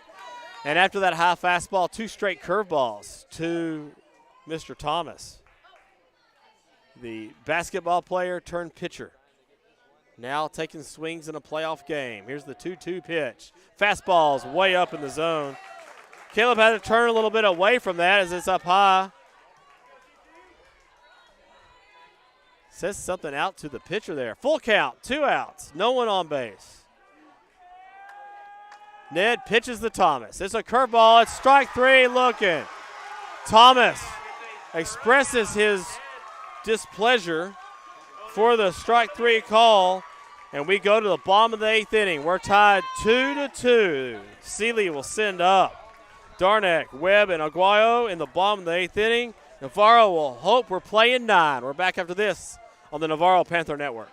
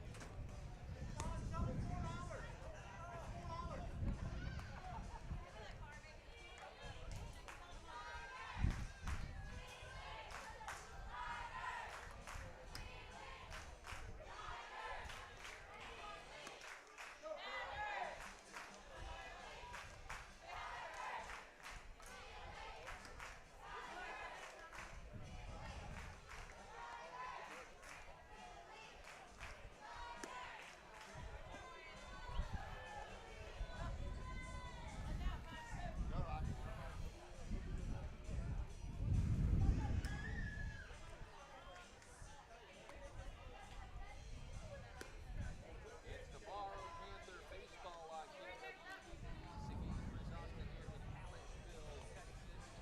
Class 4A area ranked best of 3.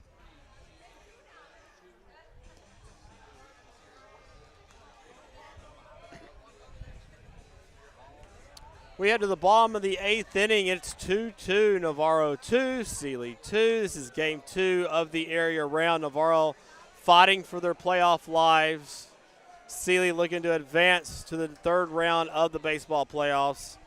And we head to the bottom of the 8th inning. Seeley will send to the plate Dornack, Ned, and Aguayo. Caleb Thomas is back on for his 2nd inning of work for the Panthers. He took over in the bottom of the 7th inning after DeMarcus Thompson led off that inning with a home run to tie the game up 2-2. Thomas went on to retire 2 Tigers in a row, walked 1 guy, and struck out the leadoff hitter Warnecki to end the inning.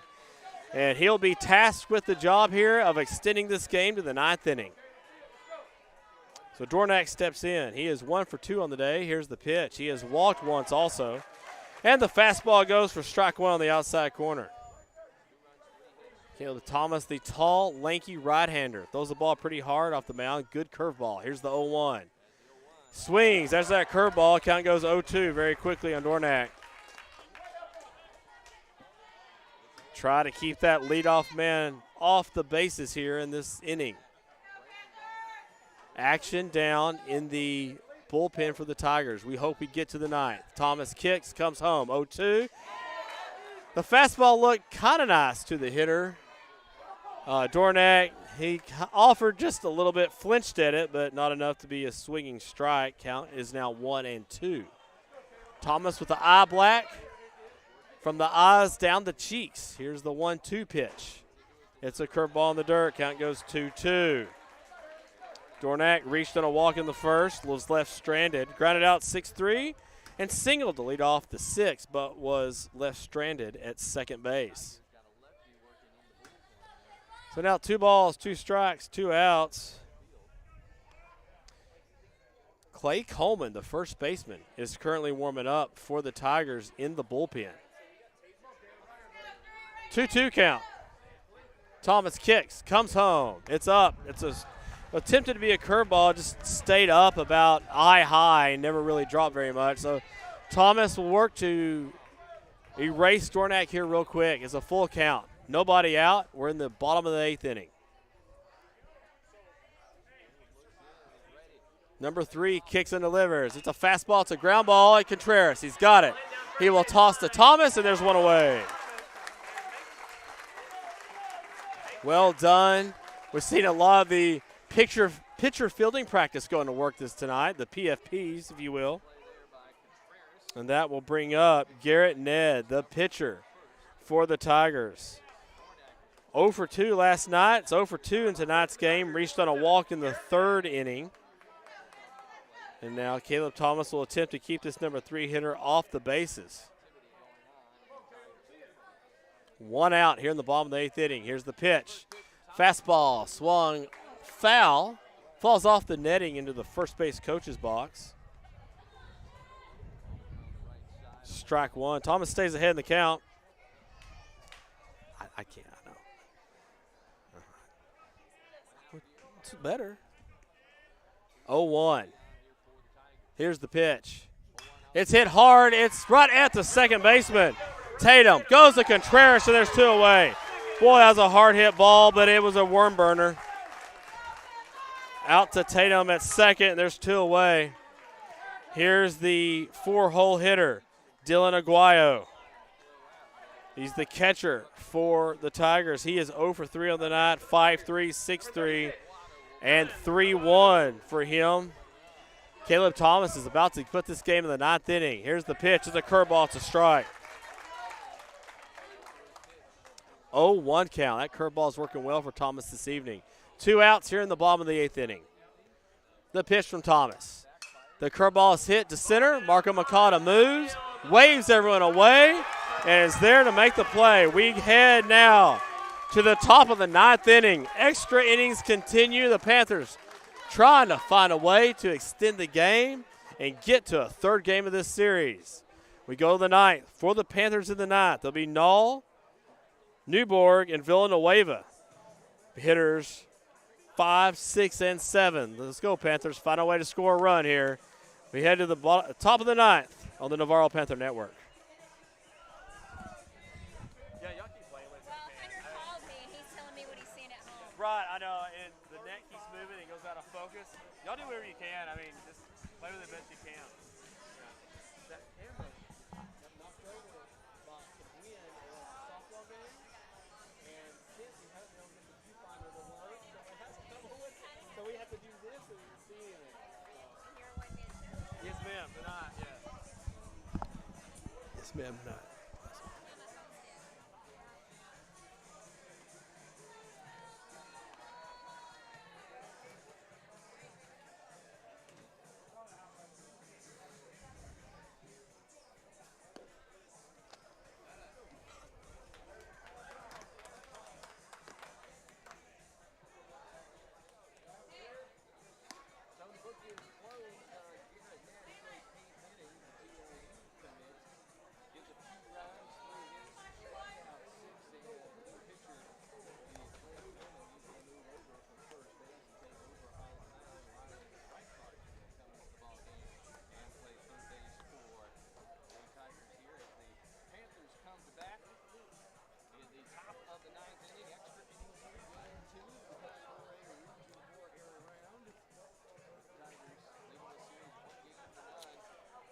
So we head to the bottom of the 9th inning. Bryce Null lead off for the Panthers in a 2-2 game. We're in extra innings. It's an elimination game. If the Panthers can win, we go to game 3. If they can't, then Sealy will advance as the area round champions. Bryce Null leads off the 9th inning in this 2-2 affair, the top of the 9th. The first pitch from Clay Coleman is a ball. It's high. Clay Coleman comes on for Garrett Ned, who pitched a good game. 2 runs over 8 innings he gives up to the Panthers. Coleman, the stocky left-hander. Here's the pitch. Plays first base also for the Tigers. He does not hit. He was the designated player there at first. 1-1 count now to Nall. Here's the pitch. Nall swings, fouls that fastball back. Count goes 1-2. Bryce Nall, Gavin Newborg, Matt Villanueva for the Panthers here in the 9th inning. Our second extra inning affair in this elimination game. Panthers trying not to be eliminated here in game 2. Here's the pitch. Coleman misses off-speed pitch up high. High and out. There's still more action out in the bullpen for the Sealy Tigers. We'll see how long Coleman lasts here. Here's the 2-2 pitch. No, looks at strike 3 on the outside corner. The fastball was low at the knees, and there he is. One away. The leadoff man's retired for the Panthers in this inning. Number 16, Gavin Newborg comes to the plate, the designated hitter for the Panthers. He is 0 for 3 on the night, 2 strikeouts, 1 ground out to third. Was 2 for 3 yesterday in the game. Here's the pitch from Coleman. It's a fastball. It's up, ball 1. Matt Villanueva on deck. Panthers trying to get a run here and hopefully get this thing to the 10th inning or just end it in the 9th. That'd be nice. Shows bunt. Here's the pitch. Pulls back. Count goes 1-1. Newberg entered the series with a .292 batting average. 1-1 pitch. It's up. It's a ball. 2-1 now. Coleman gets the ball, wipes his brow, walks around the mound. Gets set out of the windup. Waits for Aguayo to get set behind the plate. Says yes to the pitch. 2-1 comes home. It's up. It's a ball. 3-1 count now to Newberg. 3 balls. 1 strike, 1 out. 2-2 game. We're in the top of the 9th inning. Coleman comes home. It's a fastball. It's a strike on the outside corner. And we've gone back to that high outside strike we saw earlier in the game. And that one falls in on Newberg. He's not the tallest hitter. Here's the 3-2 pitch. It's a curveball in the dirt. So the Panthers will have 1 out and a man on. Here comes Matt Villanueva, the man in pink. The pink bat, the pink gloves, the pink shoelaces, pink shoes, representing 2 members of his family that have overcome breast cancer.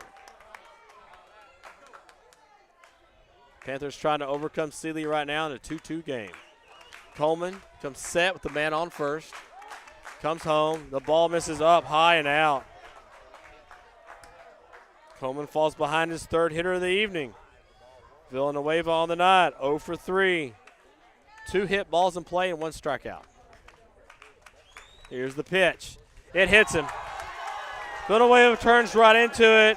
And so now the Panthers will have a man on first and a man on second with 1 out here in the top of the 9th inning. Carlos Contreras will come to the plate. He was hit for by Baylor Quarles way back in the 6th inning. Baylor led off that inning with a walk and later scored in the only inning where the Panthers have scored, and that was in that 6th inning, and Clay Coleman is going to leave the game. We will have a new pitcher come in for Sealy. We'll need to get the roster up here and see what we got. So the Panthers have 2 men on here with 1 out.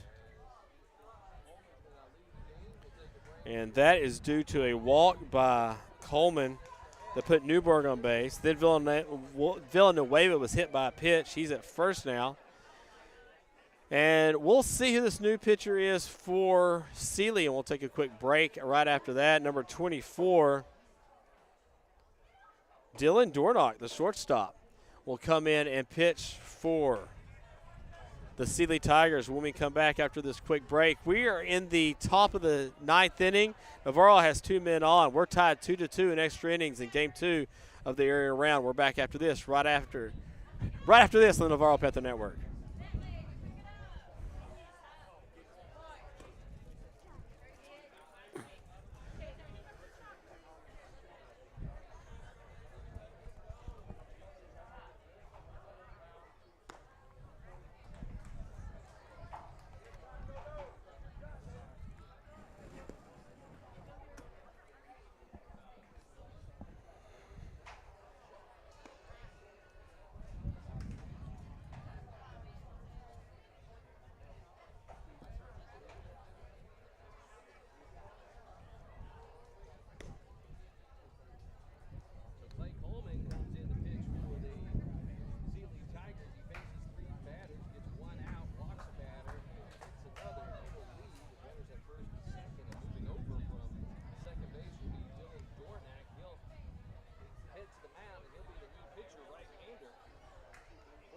Sealy Tigers.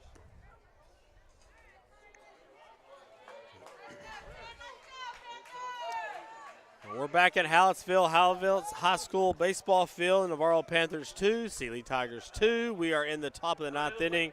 Navarro has a man on second and a man on first with 1 out. We are in extra innings of game 2 of the area round. Carlos Contreras steps in. He will look to try to get a run home and give the Panthers their second lead of the night here in the top of the 9th inning. Dylan Dornock is on to pitch for the Tigers. Carlos Contreras squares around a bunt, and it's a strike 1. He pulled back, but apparently it's a strike on the outside corner. So we got an 0-1 count with 1 out. Dornock, who's been second baseman. Contreras squares and pulls back again, and the pitch is on the outside corner once again, and there's a bit of a question as to how far outside that pitch may have been. Count is 0-2 now to Contreras. Man on first, man on second, 1 out. Contreras just trying to move these runners along. Aguayo sets up on the outside. Can't tell if that's an off-speed pitch or not, but it's a ball. Low in the dirt to Contreras. Well, Contreras can have a productive at-bat here and just move these guys up. 190 feet. Here's the pitch. It's a curveball. Strike 3 on the outside corner. Contreras grimaces. I think he kind of knows that pitch was close enough to be swinging at. There are 2 away now here in the bottom of the 9th inning. Austin Davidson, the number 9 hole hitter, will come to the plate for the Panthers. The shortstop is 0 for 1. He reached on a hit batter, scored in the 6th, reached on a walk, and now will try to reach base here and give the Panthers a chance. A single could score a run. Here's the pitch. It's a ball. It's outside. It's a fastball. Dornock, the second baseman, being asked to come in and clean up for Clay Coleman and keep the game 2-2. 1 ball, 2 outs. Here's the pitch. Davidson swings, fouls this out of play. The inside fastball goes over the right side of the big screen here at Hallettsville High School baseball field. So it's now 1-1 to Davidson. Newberg on second. He's the go-ahead run. The pitch is in the dirt. Not stopped by Aguayo, but way off the bag is Newberg. Aguayo properly puts the ball back in his pocket. Don't risk throwing that ball away in that situation. Newberg may have possibly scored if that ball gets away and rolls too far into center field. So it's a 2-1 count now to Davidson. Dornock pitches home. It's a ball. It's low. Count goes 3-1. Davidson being patient. That was a close pitch. 3 balls, 1 strike, 2 outs. The go-ahead run is at second. Here's the pitch. It's low, it's out, it's ball 4. That's the 3rd time tonight Davidson has reached base on a free pass. And the bases are loaded for your leadoff hitter, Landon Taylor. Taylor on the night is 1 for 4. He had a single in the 6th to help get the Navarro Panthers 2 runs home in that inning. And now he bats with the bases loaded and 2 outs. He is your leading hitter on the team in batting average. Entered the series hitting .590. That's come down just a little bit now. But the bases are full of Panthers. Landon is acting like he's going to show bunt with 2 outs and a man on third. Don't put it past Coach Cavazos to try anything here. He likes to put pressure on defenses. Here's the pitch. Landon pulls back. He watches strike 1 on the outside corner. Turns and walks away. Not happy with that call. 90 feet away is the go-ahead run. A pass ball, wild pitch could do it. Here's the 0-1. It's a curveball. It's in the dirt, but smothered by Aguayo. 1-1 count. That's the first curveball from Dornock. Landon Taylor with the 1-1 count. Here's the pitch. He grounds this one hard to second. The throw to first is in time, and the inning is over. 3 Panthers are left stranded in the top of the 9th inning. We head to the bottom of the 9th. Coming up for Sealy will be DeBerry, Thompson, and Baratinos. 5, 6, and 7 for the Tigers. Extra innings continues. The elimination game stays tight, 2-2, as we head to the bottom of the 9th on the Navarro Panther Network.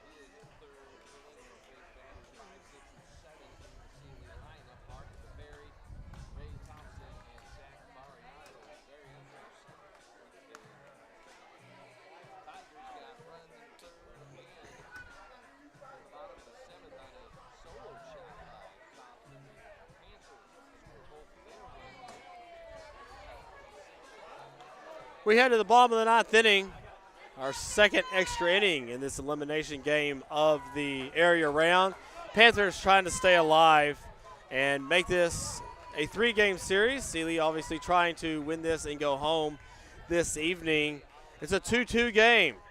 The Panthers had a 2-1 lead as we headed into the bottom of the 7th inning, but DeMarcus Thompson, who we will see this inning, hit a home run to tie the game at 2-2, and we've been there since. So we're in the bottom of the 9th inning. Parker DeBerry steps in. He's a left fielder for the Tigers. He's 0 for 3 tonight, and will face Caleb Thomas for the first time this evening. She tries to spin into that high fastball that's a ball up and in, and failed to get hit by the pitch. Well, Caleb Thomas stares over the glove, delivers the 1-0 pitch. It's a fastball, and it is a ball. It is high. Down the middle of the plate, but apparently too high to the tall DeBerry. Well, 2-0. Curveball, strike. There's Thomas again. Throws the curveball well behind in the count. We'll see if they come back with that again here. Here's the 2-1 pitch. It's another curveball, and it's popped up. Contreras goes back. Tatum comes over. He calls for it. He's there and makes the play. And there's one away. So the curveball back-to-back records the out against DeBerry. And now here's DeMarcus Thompson. DeMarcus Thompson on this evening is 1 for 3. His one was that home run in the bottom of the 7th inning to tie the game up. He took a all-speed pitch from Percher and drove it over the right field wall. DeMarcus, also known as Ray, 1 for 3 last night, faces Caleb Thomas with 1 out. The curveball is a ball in the outside corner. And the umpire explains to Zimmer where that pitch was, as there was a question about the location. Here's the 1-0. And as it's hit hard, Thompson again will reach base. This pass Villanueva into left field. Null up with the ball, gets it into the shortstop. And with 1 out, Thompson is on base. Gets his second hit of the night. So here's Zach Baratinos, the second baseman for the Tigers. With 1 out, will have the winning run on first. He's 0 for 3. Thomas in his 3rd inning of work. He came on after Thompson hit the home run. Retired 3 Tigers, got out of the inning, retired 3 more in the 8th, and here we are in the bottom of the 9th. Thomas, steps off. Chases Thompson back to first. Does not throw over. Thompson, large build, but quick and stocky. Has a small lead at first. Here's the pitch. Swung on and fell back into play. With a fastball, Thomas will get ahead of Baratinos.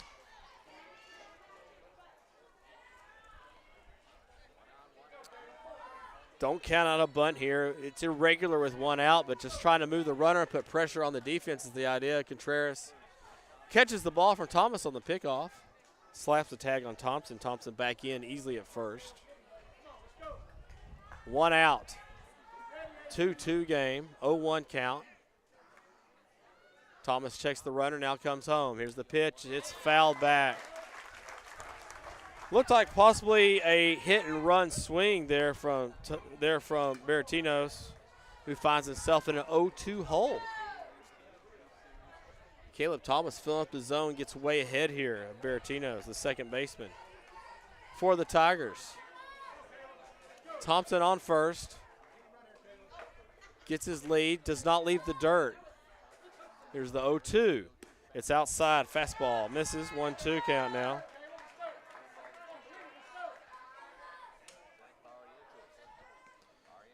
On deck, Braden Taylor.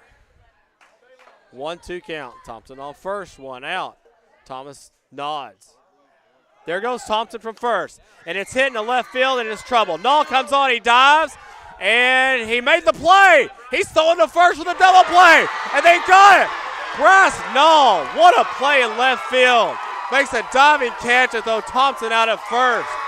It was going to be really hard for Thompson to see whether or not that ball was caught. He had to take a good jump off first, and does, and is thrown out 7-3. We head to the top of the 10th inning. 2-2, Panthers, Tigers, extra innings in the area round. Back after this.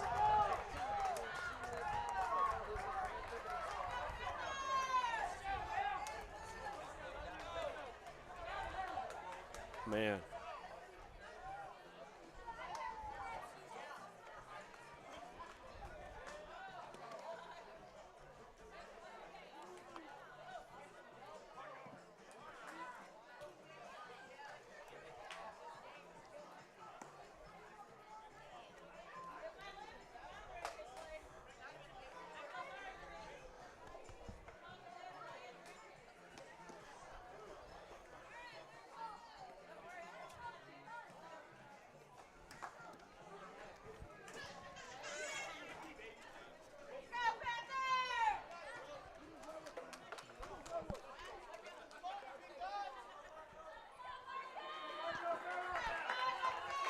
Leading off, that means top of the 10th inning. We go to the top of the 10th inning. That's right. Top of the 10th inning, Dylan Dornack will remain the pitcher for the Tigers.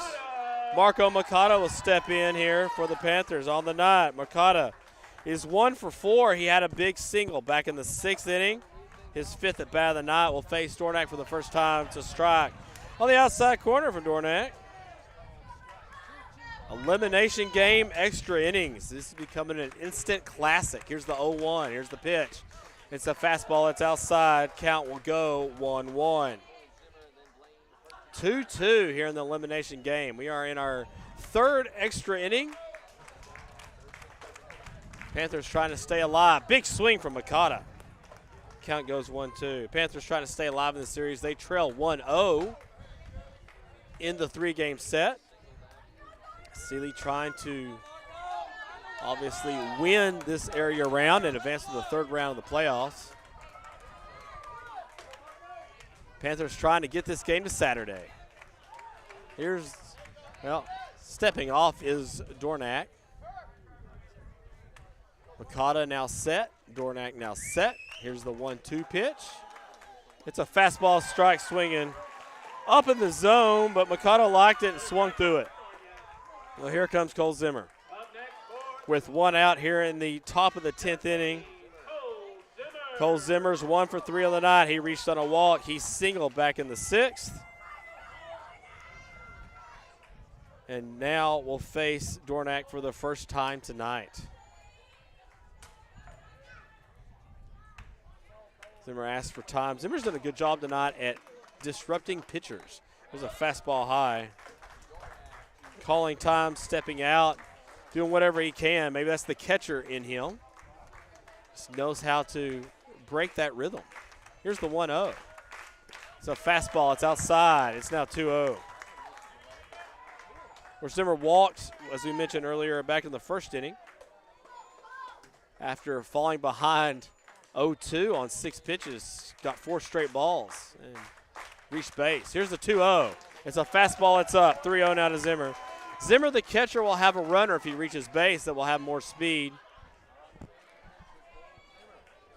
So if that runner gets on, he'd be the go-ahead run. 3-0 count. Dornack comes home. It's a fastball. It's a strike. A get-over fastball. Zimmer entered the series with a .450 batting average. That has dropped just a little this evening. Here's the 3-1. Fastball. Ball 4 on the outside corner.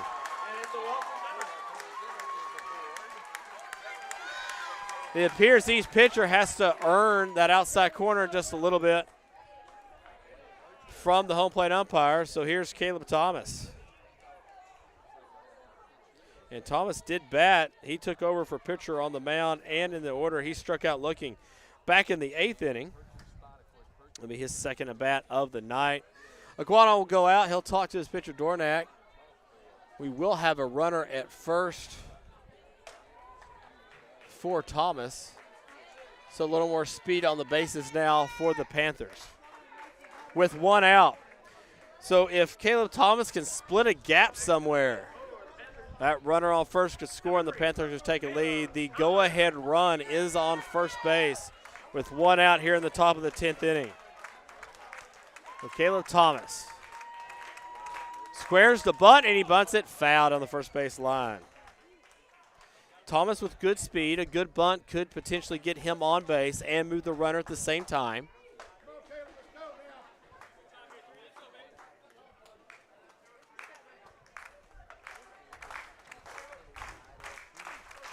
0-1.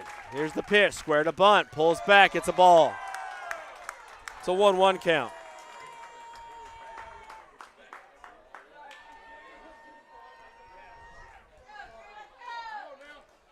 Trying to get a good look at first. I believe Zimmer is still possibly your runner over there at first.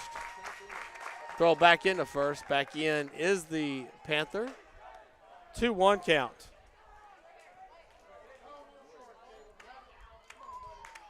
Thomas, good speed at the plate. 2-1 count for Dornak. Squares the bunt, pulls back to strike on the outside corner.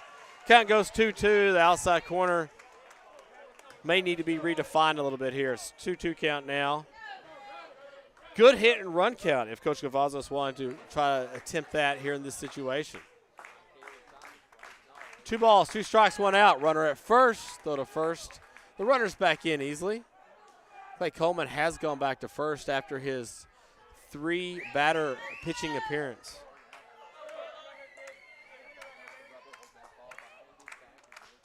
Two count. Man on first. Thomas still squares the bunt. He pulls it back. It's a ball. Full count now. So Aguano's asking if the batter pulled back or not. The first base umpire says he did. So the count will remain full. With 1 Panther on first.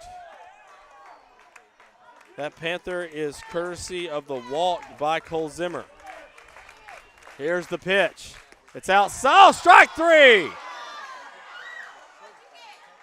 Thomas will go down looking for the second time tonight looking. He really thought it was outside. So with 2 outs, the Panthers have a man on first. Aguano threw down to first to try to sneak behind the runner, but it was unsuccessful. Brasnall will come to the plate with 2 outs. A Panther on first. That is your go-ahead run. Nall struck out his last at-bat looking. He is 0 for 4 on the night. He looks at a fastball on the outside corner. The outside corner appears to have expanded just a little bit this inning. 0-1 count. Nall with a great play in left field. Diving catch. And back goes the runner to first. He's in safely. Pick off from Dornak. Bryce Nall, huge play in left field to set up the double play to end the inning. Back in the ninth. Here's the pitch, the 0-1. There goes the runner. The throw to second skips in, and out at second is the runner. And that will end the inning. The Panther runner is thrown out 2-4 to end the inning. Brasnall will come back if we make it to the 11th. But currently it is 2-2. As we head to the bottom of the 10th inning, the Panthers will look to extend the game. Seeley will look to go home. We'll do this all over again. This is extra inning baseball, elimination game style. Panthers 2, Tigers 2. The Navarro Panther Network will continue in a moment. Man.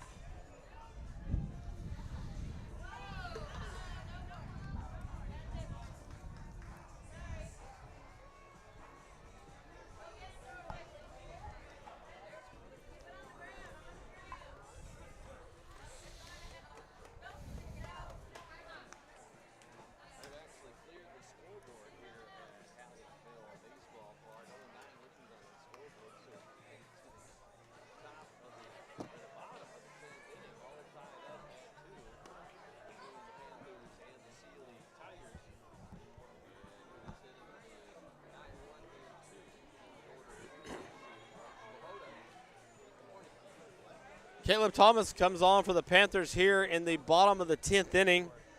He has retired 7 Tigers in a row thanks to a double play that erased a single there in the 9th inning. Thomas came on after Bryce Percher allowed a game-tying home run to Thompson for the Tigers.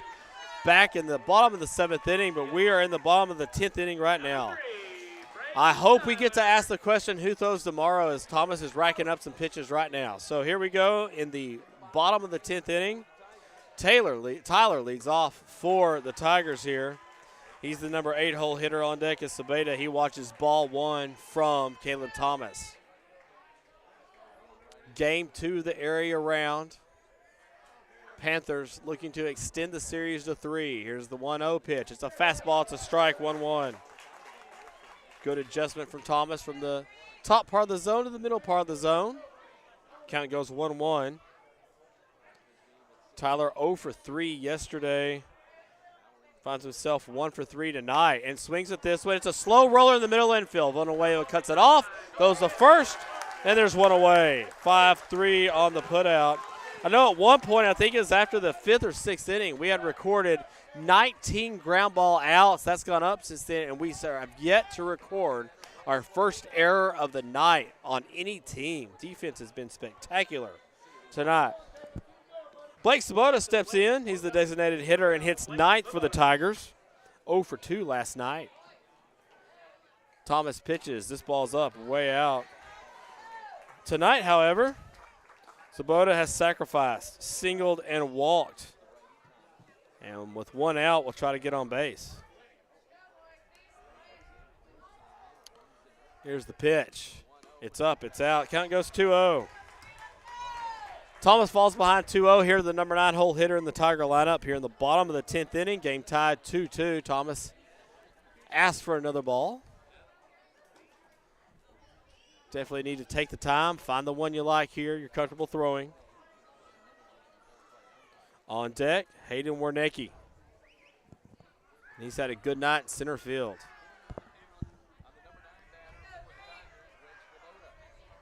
Thomas checks in, comes home. Here's the pitch. It misses way outside. Goes to the backstop. Zimmer says something to him about possibly what signal they were communicating about. Oh, now we'll head out to home plate. Or sorry, head out to the mound, if you will. And talk that one over as Zimmer totally was crossed up apparently, either a location or what pitch was coming. So it's a 3-0 count. Blake Sabota, the designated hitter, hits 9th for the Tigers. 1 out, no one on base here in the bottom of the 10th inning. Seeley with a run would win the area championship. And with that run, Navarro would go home. They're trying to make a Game 3 tomorrow, regardless of the weather. Here's the 3-0 pitch. It's a curveball strike. There's that curveball again down the count. Thomas unafraid to throw it in those situations.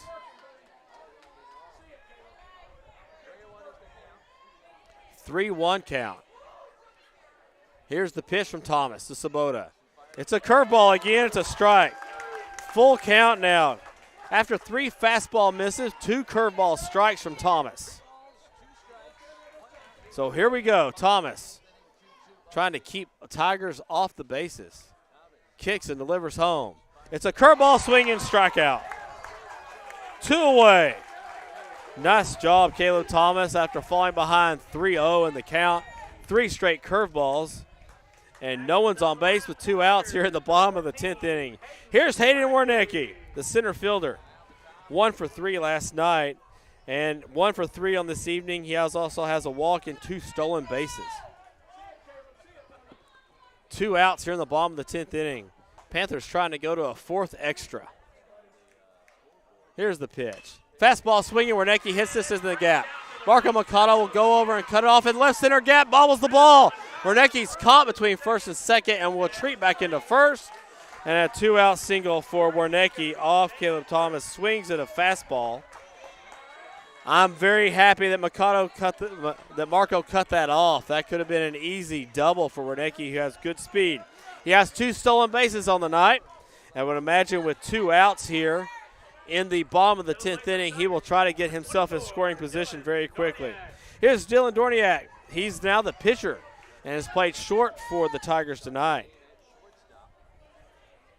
Thomas kicks and comes home. The pitch, it's up, it's a ball. I would imagine that Warniak will take off at any point. Dorniak on the night, 1 for 3. He's walked and singled. A little bit bigger lead for Warnack. Throw over by Thomas. He's back in time. Contreras slaps the tag down. It's a 1-0 count. Hit and run with 2 outs is always in play. Straight steal. Thomas nods his head. Kicks and comes home. There goes Warniak. He's off. He's off to second, and he's in. He beats the throw with relative ease. And a third stolen base of the night for Warnecki. And now here's Dorniak. He will have a 1-1 count. The pitch did go for a strike. So Thomas is able to even up the count at 1-1. So diving bodies now for the infield for the Panthers as they will do everything they can to keep that run from scoring. 1-1 count. Man in scoring position now for the Tigers with 2 outs here in the bottom of the 10th inning. Thomas checks the runner. Kicks and comes home. It's a curveball, misses out.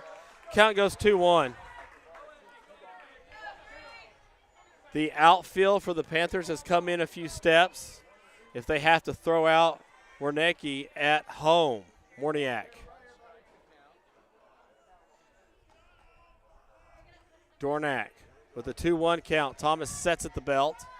Checks the runner at second. Kicks and comes home. It's popped up foul. Count goes 2-2. Back over the dugout of Navarro, who's on the first base side tonight because they are the visitor. They were the home team last night in the first game. They lost 4-3. And now trying to find a way to win the second game here in the 3-game series. Thomas looks into Zimmer. 2 balls, 2 strikes, 2 out. Man on second. It's a 2-2 game. Here's the pitch. Curveball misses out. So here comes the full count pitch to Dornack. 3 balls, 2 strikes, 2 outs, tie game, bottom of the 10th inning. Extra innings here in what has become a classic elimination game. Caleb Thomas sets at the belt. He comes home. Here's the pitch. It's a ground ball to short. Right there is Davidson. He'll go to first. The throw is in time. The umpire first signaled as if the runner may be safe, but Davidson gets the out after all. And we head to the 11th inning. The Panthers have 2 runs. The Tigers have 2 runs. Let's play them all. We're going to the 11th inning. This is extra inning baseball, playoff style on the Navarro Panther Network.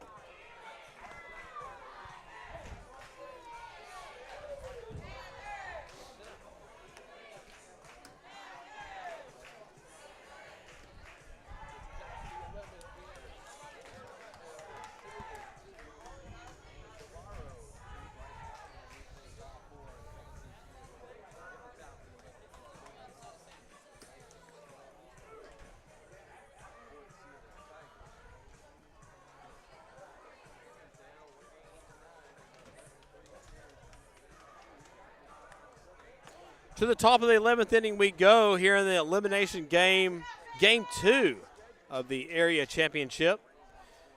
Sealy won game 1 yesterday, 4-3. Navarro now trying to find a way to win this game and have a game on Saturday.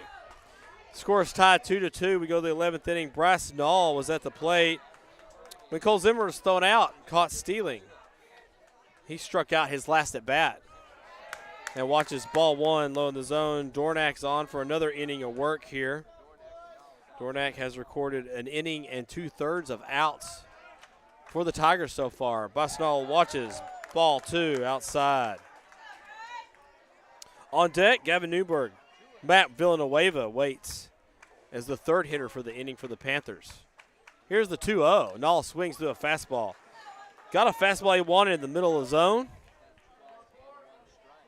2-1 count. Nall hitting fifth for the Panthers. And hits this one to center field. It is a diving ball in center field. Wernicke can't get it. He keeps it in front of him, however. And there's a leadoff single for the Panthers in the 11th inning. As I have to look back over my folded sheet now, Nall with his first hit of the night will break up that 1-0 for 4 on the evening. Now it goes 1 for 5. Gavin Newberg steps in. He walked his last at bat and will now be more than likely tasked with moving Nall along 90 feet here. Nobody out. Nall will dive back in. Dornak tries to remind Nall, don't get too far off first in this situation. Newberg at the plate. Nall gets a good lead off first. 1 foot in the grass. Here's the pitch. It's up. It's ball 1. At some point here, I would imagine Nall will either try to steal a base or we will get a bunt. Newberg 2 for 3 yesterday. Throw over to first. Nall's back in. Nall, tall, lanky runner.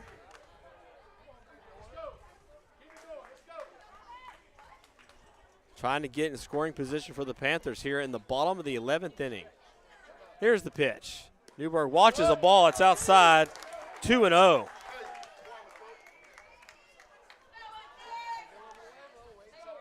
Newberg looks down. Long look at Cavazos this time.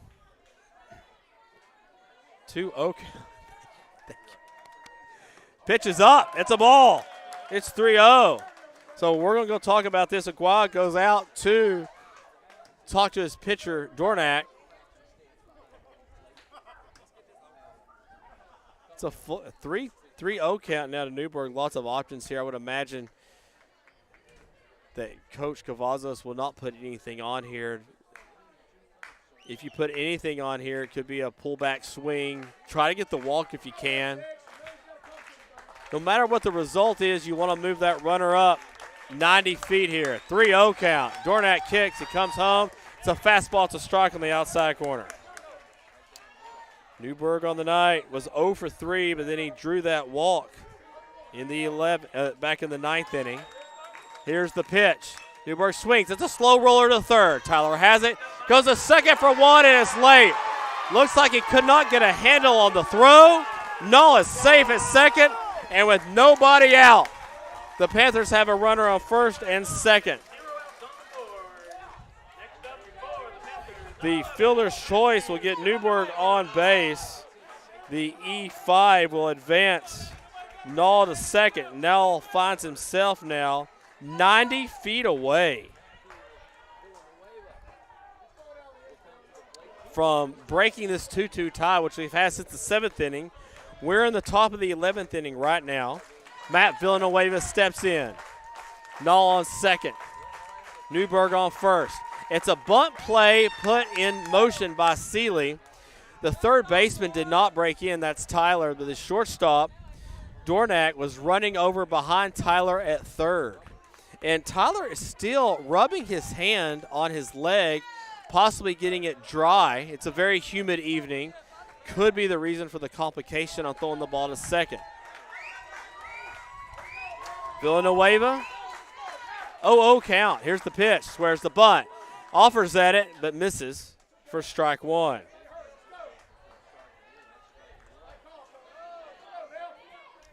Villanueva with the pink bat. Looking to move the runners up another 90 feet. And if something happens with that, take the run. I haven't had a chance to count it up again, but at one point we had over 20 ground ball outs without an error. We have no errors in the game. We're in the 11th inning. And Navarro's trying to put some pressure on that Tiger defense. Here's the 0-1. It misses outside. The curveball, it goes low and out. 1-1 count. 1 ball, 1 strike, nobody out. Nall's on second. Newberg's on first. Nall represents the go-ahead run here in the top of the 11th inning of the elimination game. Panthers trying to stay alive and make it to Saturday. Here's the 1-1. It's outside. It's a strike on the corner. Aguayo sets up well in the outside corner, frames those pitches in the outside quite well. It's a 1-2 count. Aguayo steps out, goes through a series of signals. That's probably a bunt coverage that they are discussing there. Villanueva reached on a hit by pitch his last at bat. Here's the 1-2. It's in the dirt. It's blocked by Aguayo, so count goes 2-2. Nice block by Aguayo there. Obviously 90 feet. It's a huge amount of territory at this point.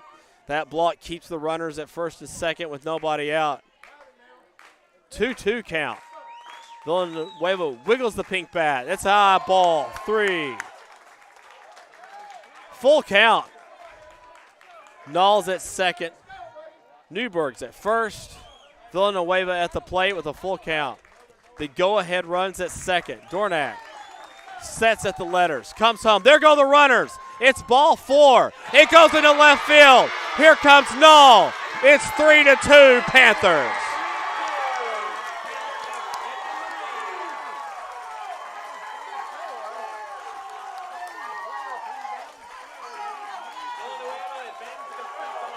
And Null is able to advance on the throw. This is what we're talking about as far as putting pressure on the defense. The walk had taken place, but the throwdown was totally unnecessary, but it created a run for the Panthers, who now lead 3-2 with nobody out in the top of the 11th inning, and we're going to have a pitching change. Dornak knocks the dirt off the rubber. The head coach for the Tigers comes out. He appears to be going back to shortstop, where he has played most of the game. Let's see who our new pitcher is for the Tigers. We'll take a timeout here too. We'll come back here in a second. We'll let you know who the new pitcher is for the Tigers. The Panthers have taken a 3-2 lead with nobody out in the top of the 11th inning. We're back right after this on the Navarro Panther Network.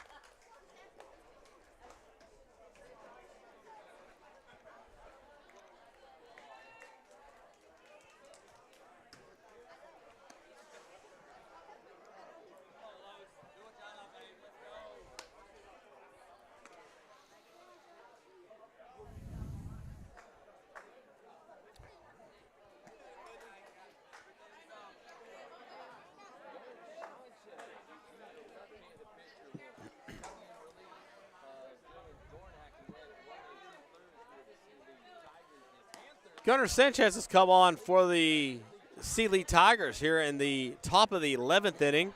He'll be tasked with keeping this game at 3-2 as the Panthers have scored one run after taking the 3-2 lead here in the top of the 11th inning. We ended up tied 2-2 on a Thompson home run in the bottom of the 7th inning, and since have been knotted until the Panthers have scored a run here in this inning. They had a leadoff single from Bryce Null.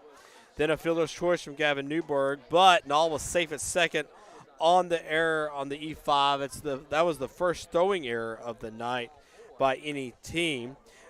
Matt Villanueva walked, but on ball 4, the ball was thrown to third by Aguano, and it went into left field. Bryce Null, who already was moving to third, came home and scored, and now the Panthers lead 3-2 here in the top of the 11th inning with nobody out.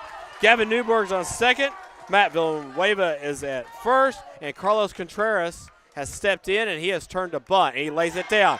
Goes back to the pitcher. Sanchez will throw to first, and there's one away.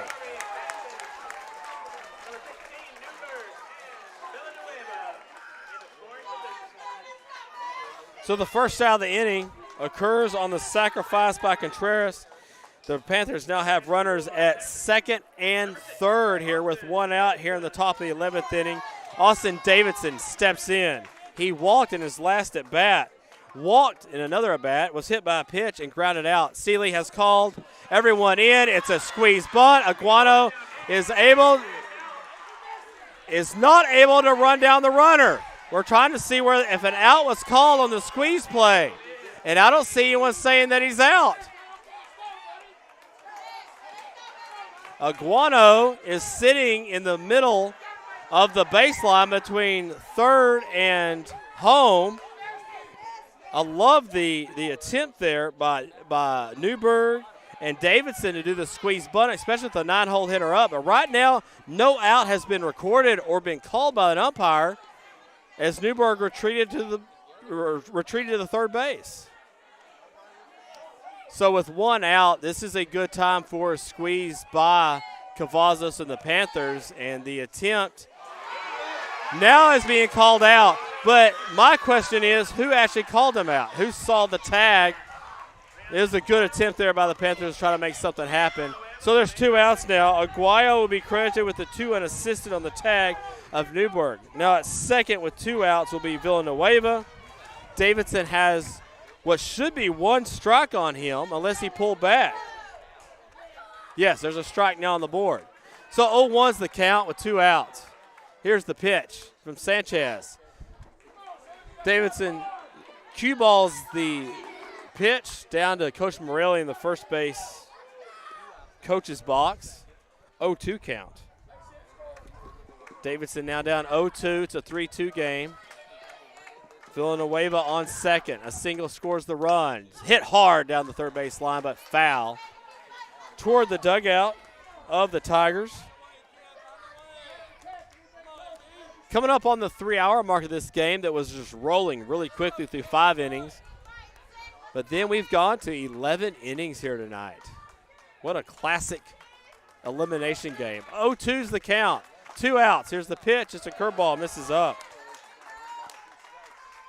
Villanueva's on second. He reached on a walk. He represents the 4th run of the night should he get home. Panthers lead 3-2. Here's the 1-2 pitch from Sanchez. Fought off by Davidson. Should go foul. Thompson is over. Makes the play in foul territory. And that will end the inning. But the Panthers find a way to get a run home. And they lead 3-2. The Panthers will attempt again to take a 1-run lead to the bottom of an inning and win the game. We go to the bottom of the 11th inning. Panthers 3, Tigers 2. Panther baseball will continue in a moment.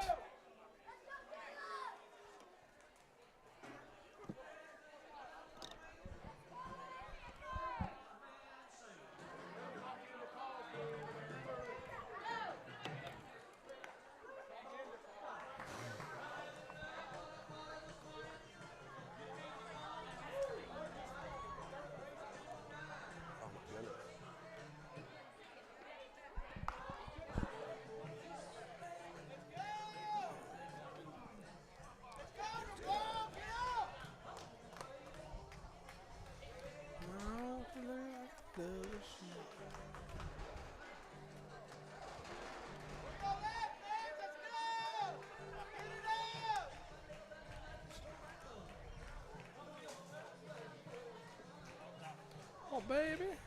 Driving like crazy.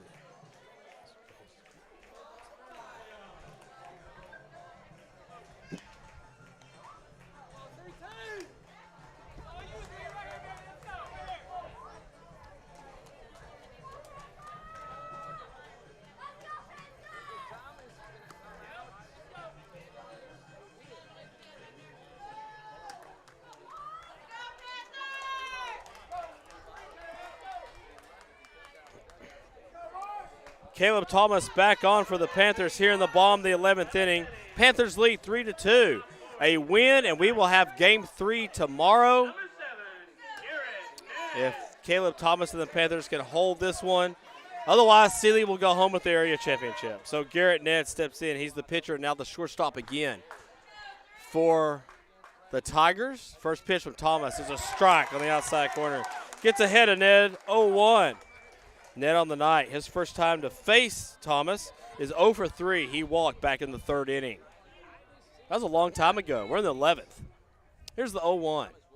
Curveball strike. There's that nice curveball from Thomas. Count goes 0-2. Gets way ahead of this hitter here. Garrett Ned also 0 for 2 last night. Straight up defense here for the Panthers here in the 11th. Here's the pitch. Curveball misses out. Good spot, 0-2. See if the hitter would go chasing a little bit. Count is 1-2. No outs here. Leadoff hitter in the bottom of the 11th inning, Caleb Thomas. With the pitch, it's low. It's a fastball. 2-2 count. Panthers lead 3-2 here in the bottom of the 11th inning. A win, and we play Saturday. 3 outs away are the Panthers. 2-2 pitch. Curveball, it's hit hardest down the left field line and into the corner. This is trouble. Ned around first. He will go into second, and the Tigers have a leadoff double here in the 11th inning. The throw. He's out at second. He's out at second. The backdoor throw from Villanueva will erase the leadoff double by Ned. What a play. Heads up play by Villanueva. Oh, my goodness. It just proves you can never go to sleep on the bases. Villanueva with the backdoor throw. So the double will be official, and then the putout will go 7-5-4, and there's one away. What a play by the Panthers. Heads up. Dylan Aguayo steps in with 1 out here. Here's the pitch. It's a strike, curveball strike from Caleb Thomas. The Panthers are now 2 outs away from extending this series to whenever we play next. We'll have that conversation if we get there. 0-1 count. Thomas kicks and comes home. It's a curveball. This is foul. This is very similar to the hit Ned just had, but it goes foul out of play. Count goes 0-2 from Caleb Thomas.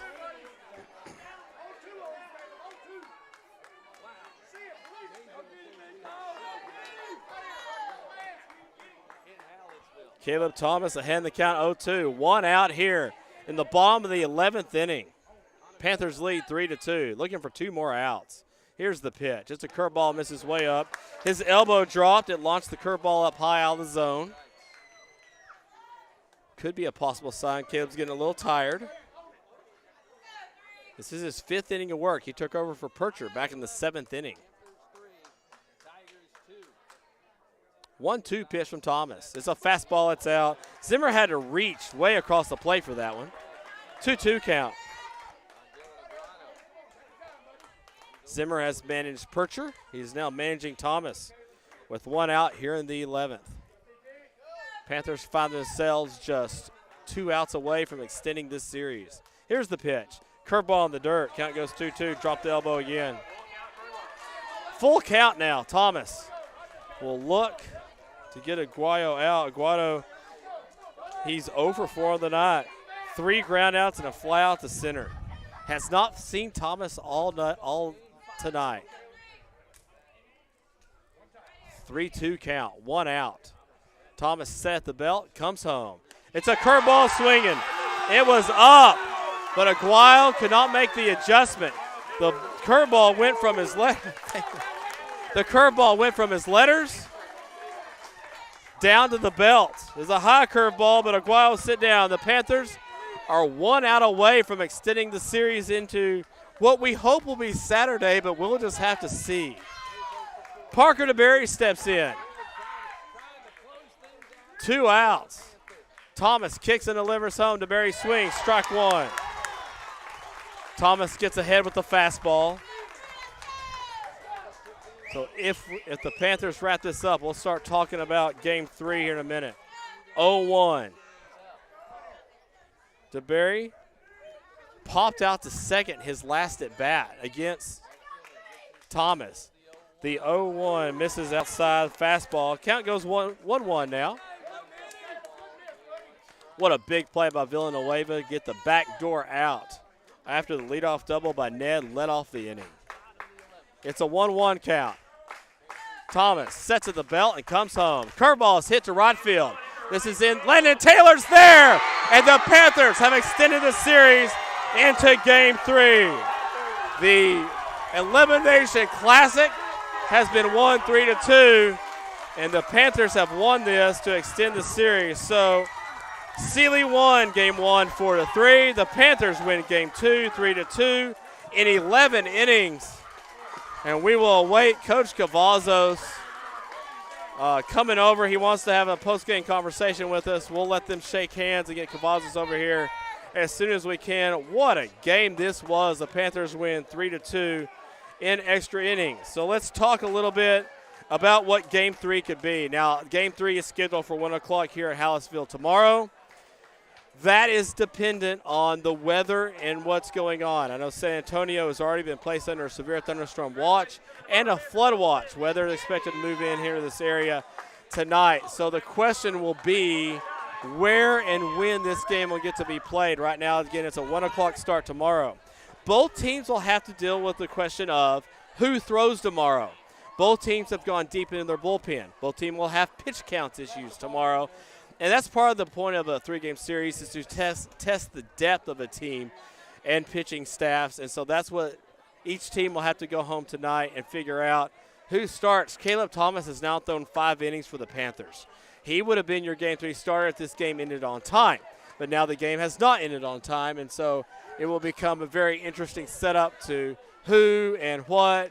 And honestly, with the weather, where and when Game 3 will be played. So we're going to take a quick break on the Navarro Panther Network. We'll come back in just a minute for the postgame show. The Panthers win 3-2 in 11 innings. We will play Game 3 scheduled for tomorrow. We'll talk about more of this in just a minute on the Navarro Panther Network.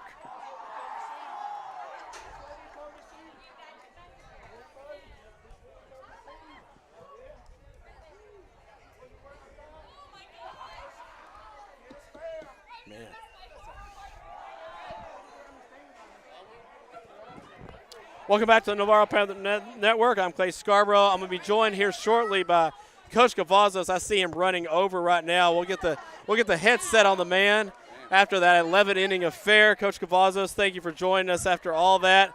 I'm going to start, first of all, if this was ESPN, this would be an instant classic. So just talk about, I guess, the kind of the game, what you kind of went through mentally as far as playing this game out in your head. Yeah, man. First off, hats off to those guys. That was a great game right there. It's probably one of the best high school baseball games you'll see. Series at that. I'm going to take the blame. I had bases loaded. I'm an aggressive guy, and I usually squeeze. We should have squeezed with Null early on, get that extra lead, and we wouldn't have been in this situation right here. Well, and actually, I mentioned that. You are an aggressive guy, so don't necessarily take blame for that. But you like to put pressure on defenses there, and we saw the effect of it. Null, it was ball 4, and the ball got thrown in the left field. So that's why you do those things. Absolutely. That's what I am. I'm going to be aggressive.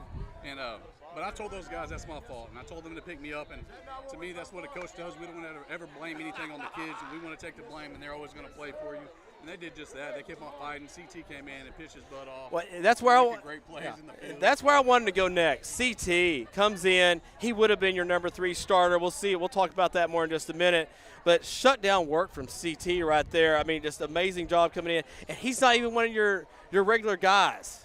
He could be. He could be in our mix. He's very well. Him and Blaine are a solid number 2.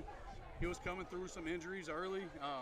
Basketball had him off to a late start. Mechanical problems, and we got him right. And once we got him right after San Antonio Kennedy, he's been on. And we have nothing but complete faith in that guy, and he did a great job today. Let's talk about defense for a second. At one point, I counted over 20 ground ball outs in this game for both teams. That was way back in like the 6th inning. The only errors that occurred today were throwing. The defense was incredible on both sides of the ball tonight. They are. We talked to the guys before the game, and we said this is the seniors. It could be the seniors' last game, and we're going to go all out, and we're going to do everything possible to make a play for a senior tonight. And they did that. Our defense is great. We're very young in the infield, and they stepped up. Huge back kick right here. We work with that all the time in practice. No, with a big double play to end that inning, and the kids just rode the momentum. And let's talk about Villanueva for a second and that play. That is something you actually practice. That's something you go over, and Ned basically fell asleep there. Ned had a great game. Not knock on him and all there, but he's at second. I got the double. I'm on base, and all of a sudden the ball's at second. Yeah, absolutely. That's a huge momentum killer, and we tell the guys all the time, these little things add up. We'll work on it every single day. We might do it once a year, but when we do it that one time a year, it can win a ball game. And to me, it won that ball game. Tonight, it changed the whole entire complexion of that entire inning. All right, so let's look ahead a little bit. We're scheduled for 1 p.m. tomorrow. What's the backup plan? Yeah, we were just laughing about that right there. We just played 2 games right here. We're going to try to go at 1. Weather's not looking promising, so after that, we'll push that back to Monday if we need it. Weather looks a lot better Monday right now. If we can't play here Monday, we'll search all over Texas to get game 3. So we don't have to There we go. Now, you don't have to reveal too much. I know you won't, but what's the pitching plan tomorrow? We're going to attack the zone. We're going to throw strikes. And we're going to get out. All right. Love it, Coach. Hey, congratulations on a great win. Let's hope for another win Saturday or Monday, whenever we get to play this game. Thanks, Coach. Appreciate it, sir. That's Coach Cavazos, a winning coach tonight, 3-2 in the Panthers win over Sealy, forcing game 3 in what definitely was an instant classic here in Hallettsville. So, again, the Panthers win 3-2. They extend the series. Sealy's won the first game 4-3. And now we will play an elimination game for both teams scheduled for 1 p.m. Saturday, but we'll find out whether or not that happens weather-wise. Be ready. Have plans for Saturday. Have plans for Monday if you're at home scoring along at home. So for the Navarro Panther Network, I'm Clay Scarborough. For Hank Dieter, Lance Blackburn, who are usually here with me, good luck, guys. Hope to get you guys back soon. Otherwise, the Panthers will hang on for another game. Will it be Saturday? Will it be Monday? But right now we're looking at Saturday at 1 o'clock, and the winner will advance to the 3rd round of the playoffs. Be safe going home, everybody. Enjoy the evening, and we'll see you again. There is another game yet to come on the Navarro Panther Network this season, and we'll let you know exactly when that is as soon as we know for sure. Hopefully tomorrow at 1 o'clock. Have a great evening, everybody.